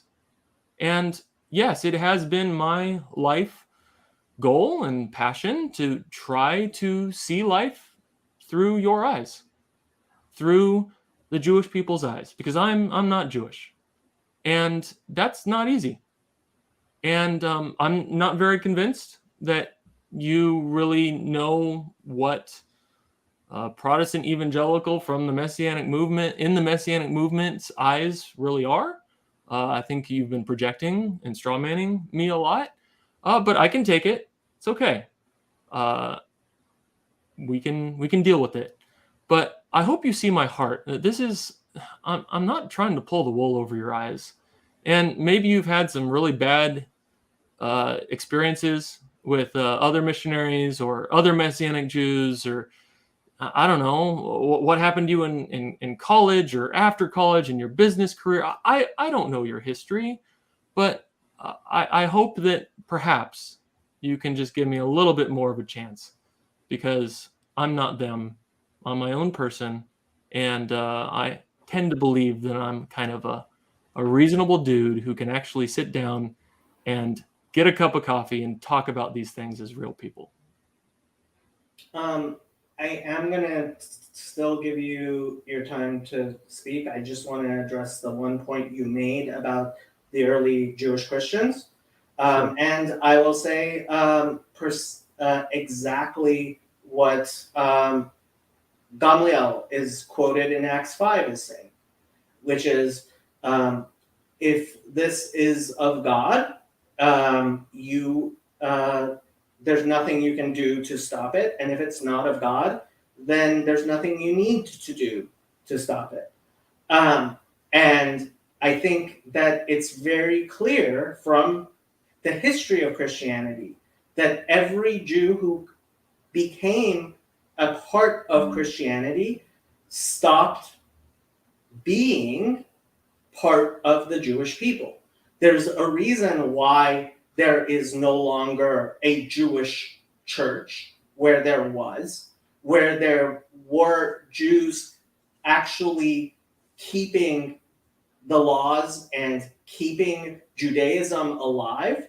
And I believe that the God of the Jewish people is the God of history.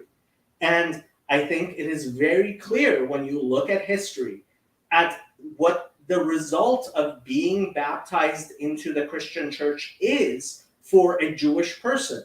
It is to cease to be Jewish. And there's a reason I brought up Andrew Clavin specifically, because I know Andrew Clavin's son Spencer, and he doesn't consider himself a Jew anymore. And that, while Andrew Clavin seems like a perfectly nice guy, and it is on your website, you have Andrew Clavin talking about how he became closer to Judaism through, I believe he did become closer to God by getting involved in Christianity, because I think the reform and conservative movements are so far removed from Judaism, so far removed from actually believing in God. They're basically atheist movements, that I'm glad he found a belief in God. But what we have seen throughout history, and what we continue to see, and what we see as a result of your ministry, is those people who join Christianity as Jews, Lador Vador, generation to generation, fails. And it has failed. And it continues to fail. And I think that is the proof that while the two of us may disagree, that is the proof, is that the Jews who convert to Christianity do in fact convert to Christianity. They become Gentiles, and they've all become Gentiles. And I'll give you the rest of the time because I do have to go. Okay, I appreciate that. When you're looking at the broad swath of church history, I think you're absolutely right. The majority of Jewish people who believed in Jesus, they were forced to conform to the Gentile majority. And also, I mean, I've read baptismal formulas where they were forced to, even before they went into the waters of baptism, they were forced to renounce their Jewishness. So I'm aware of this stuff. I think it's horrible. When did Paul? When did John? When did Matthew renounce his Jewishness? When did Jesus renounce his Jewishness? Anyways. So yes, when you look at the broad swath of church history, you're correct, and that's because the broad swath of church history has been supersessionistic, saying that the church has replaced Israel, that Israel of the flesh has no more purpose in God's eyes, that it is a thing of the past, that it only had purpose until Messiah came, and now that the Christ has come, who needs Israel of the flesh anymore? That's supersessionism. And that has been the majority position of the Christian church, at least since the 2nd century. Okay?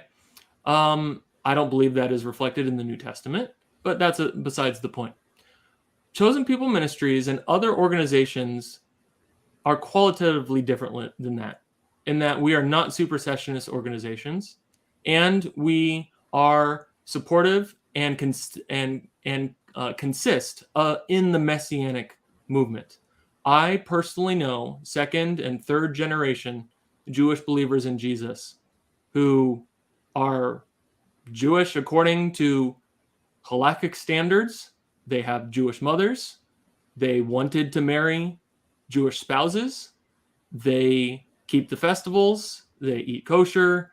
If you go to Israel, there's multiple generations of Jewish believers.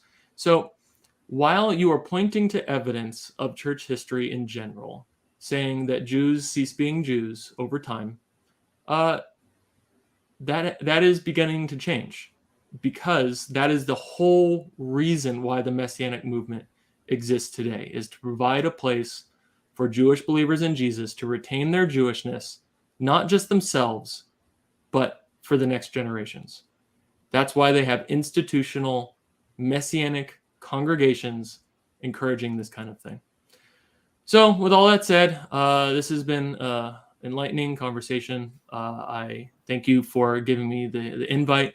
I didn't come on earlier because I was going to wait for you to invite me. I didn't know if you would want me to be on here, but I appreciate the invite, and I hope that we understand each other a little bit better, and perhaps future conversations will be on better terms.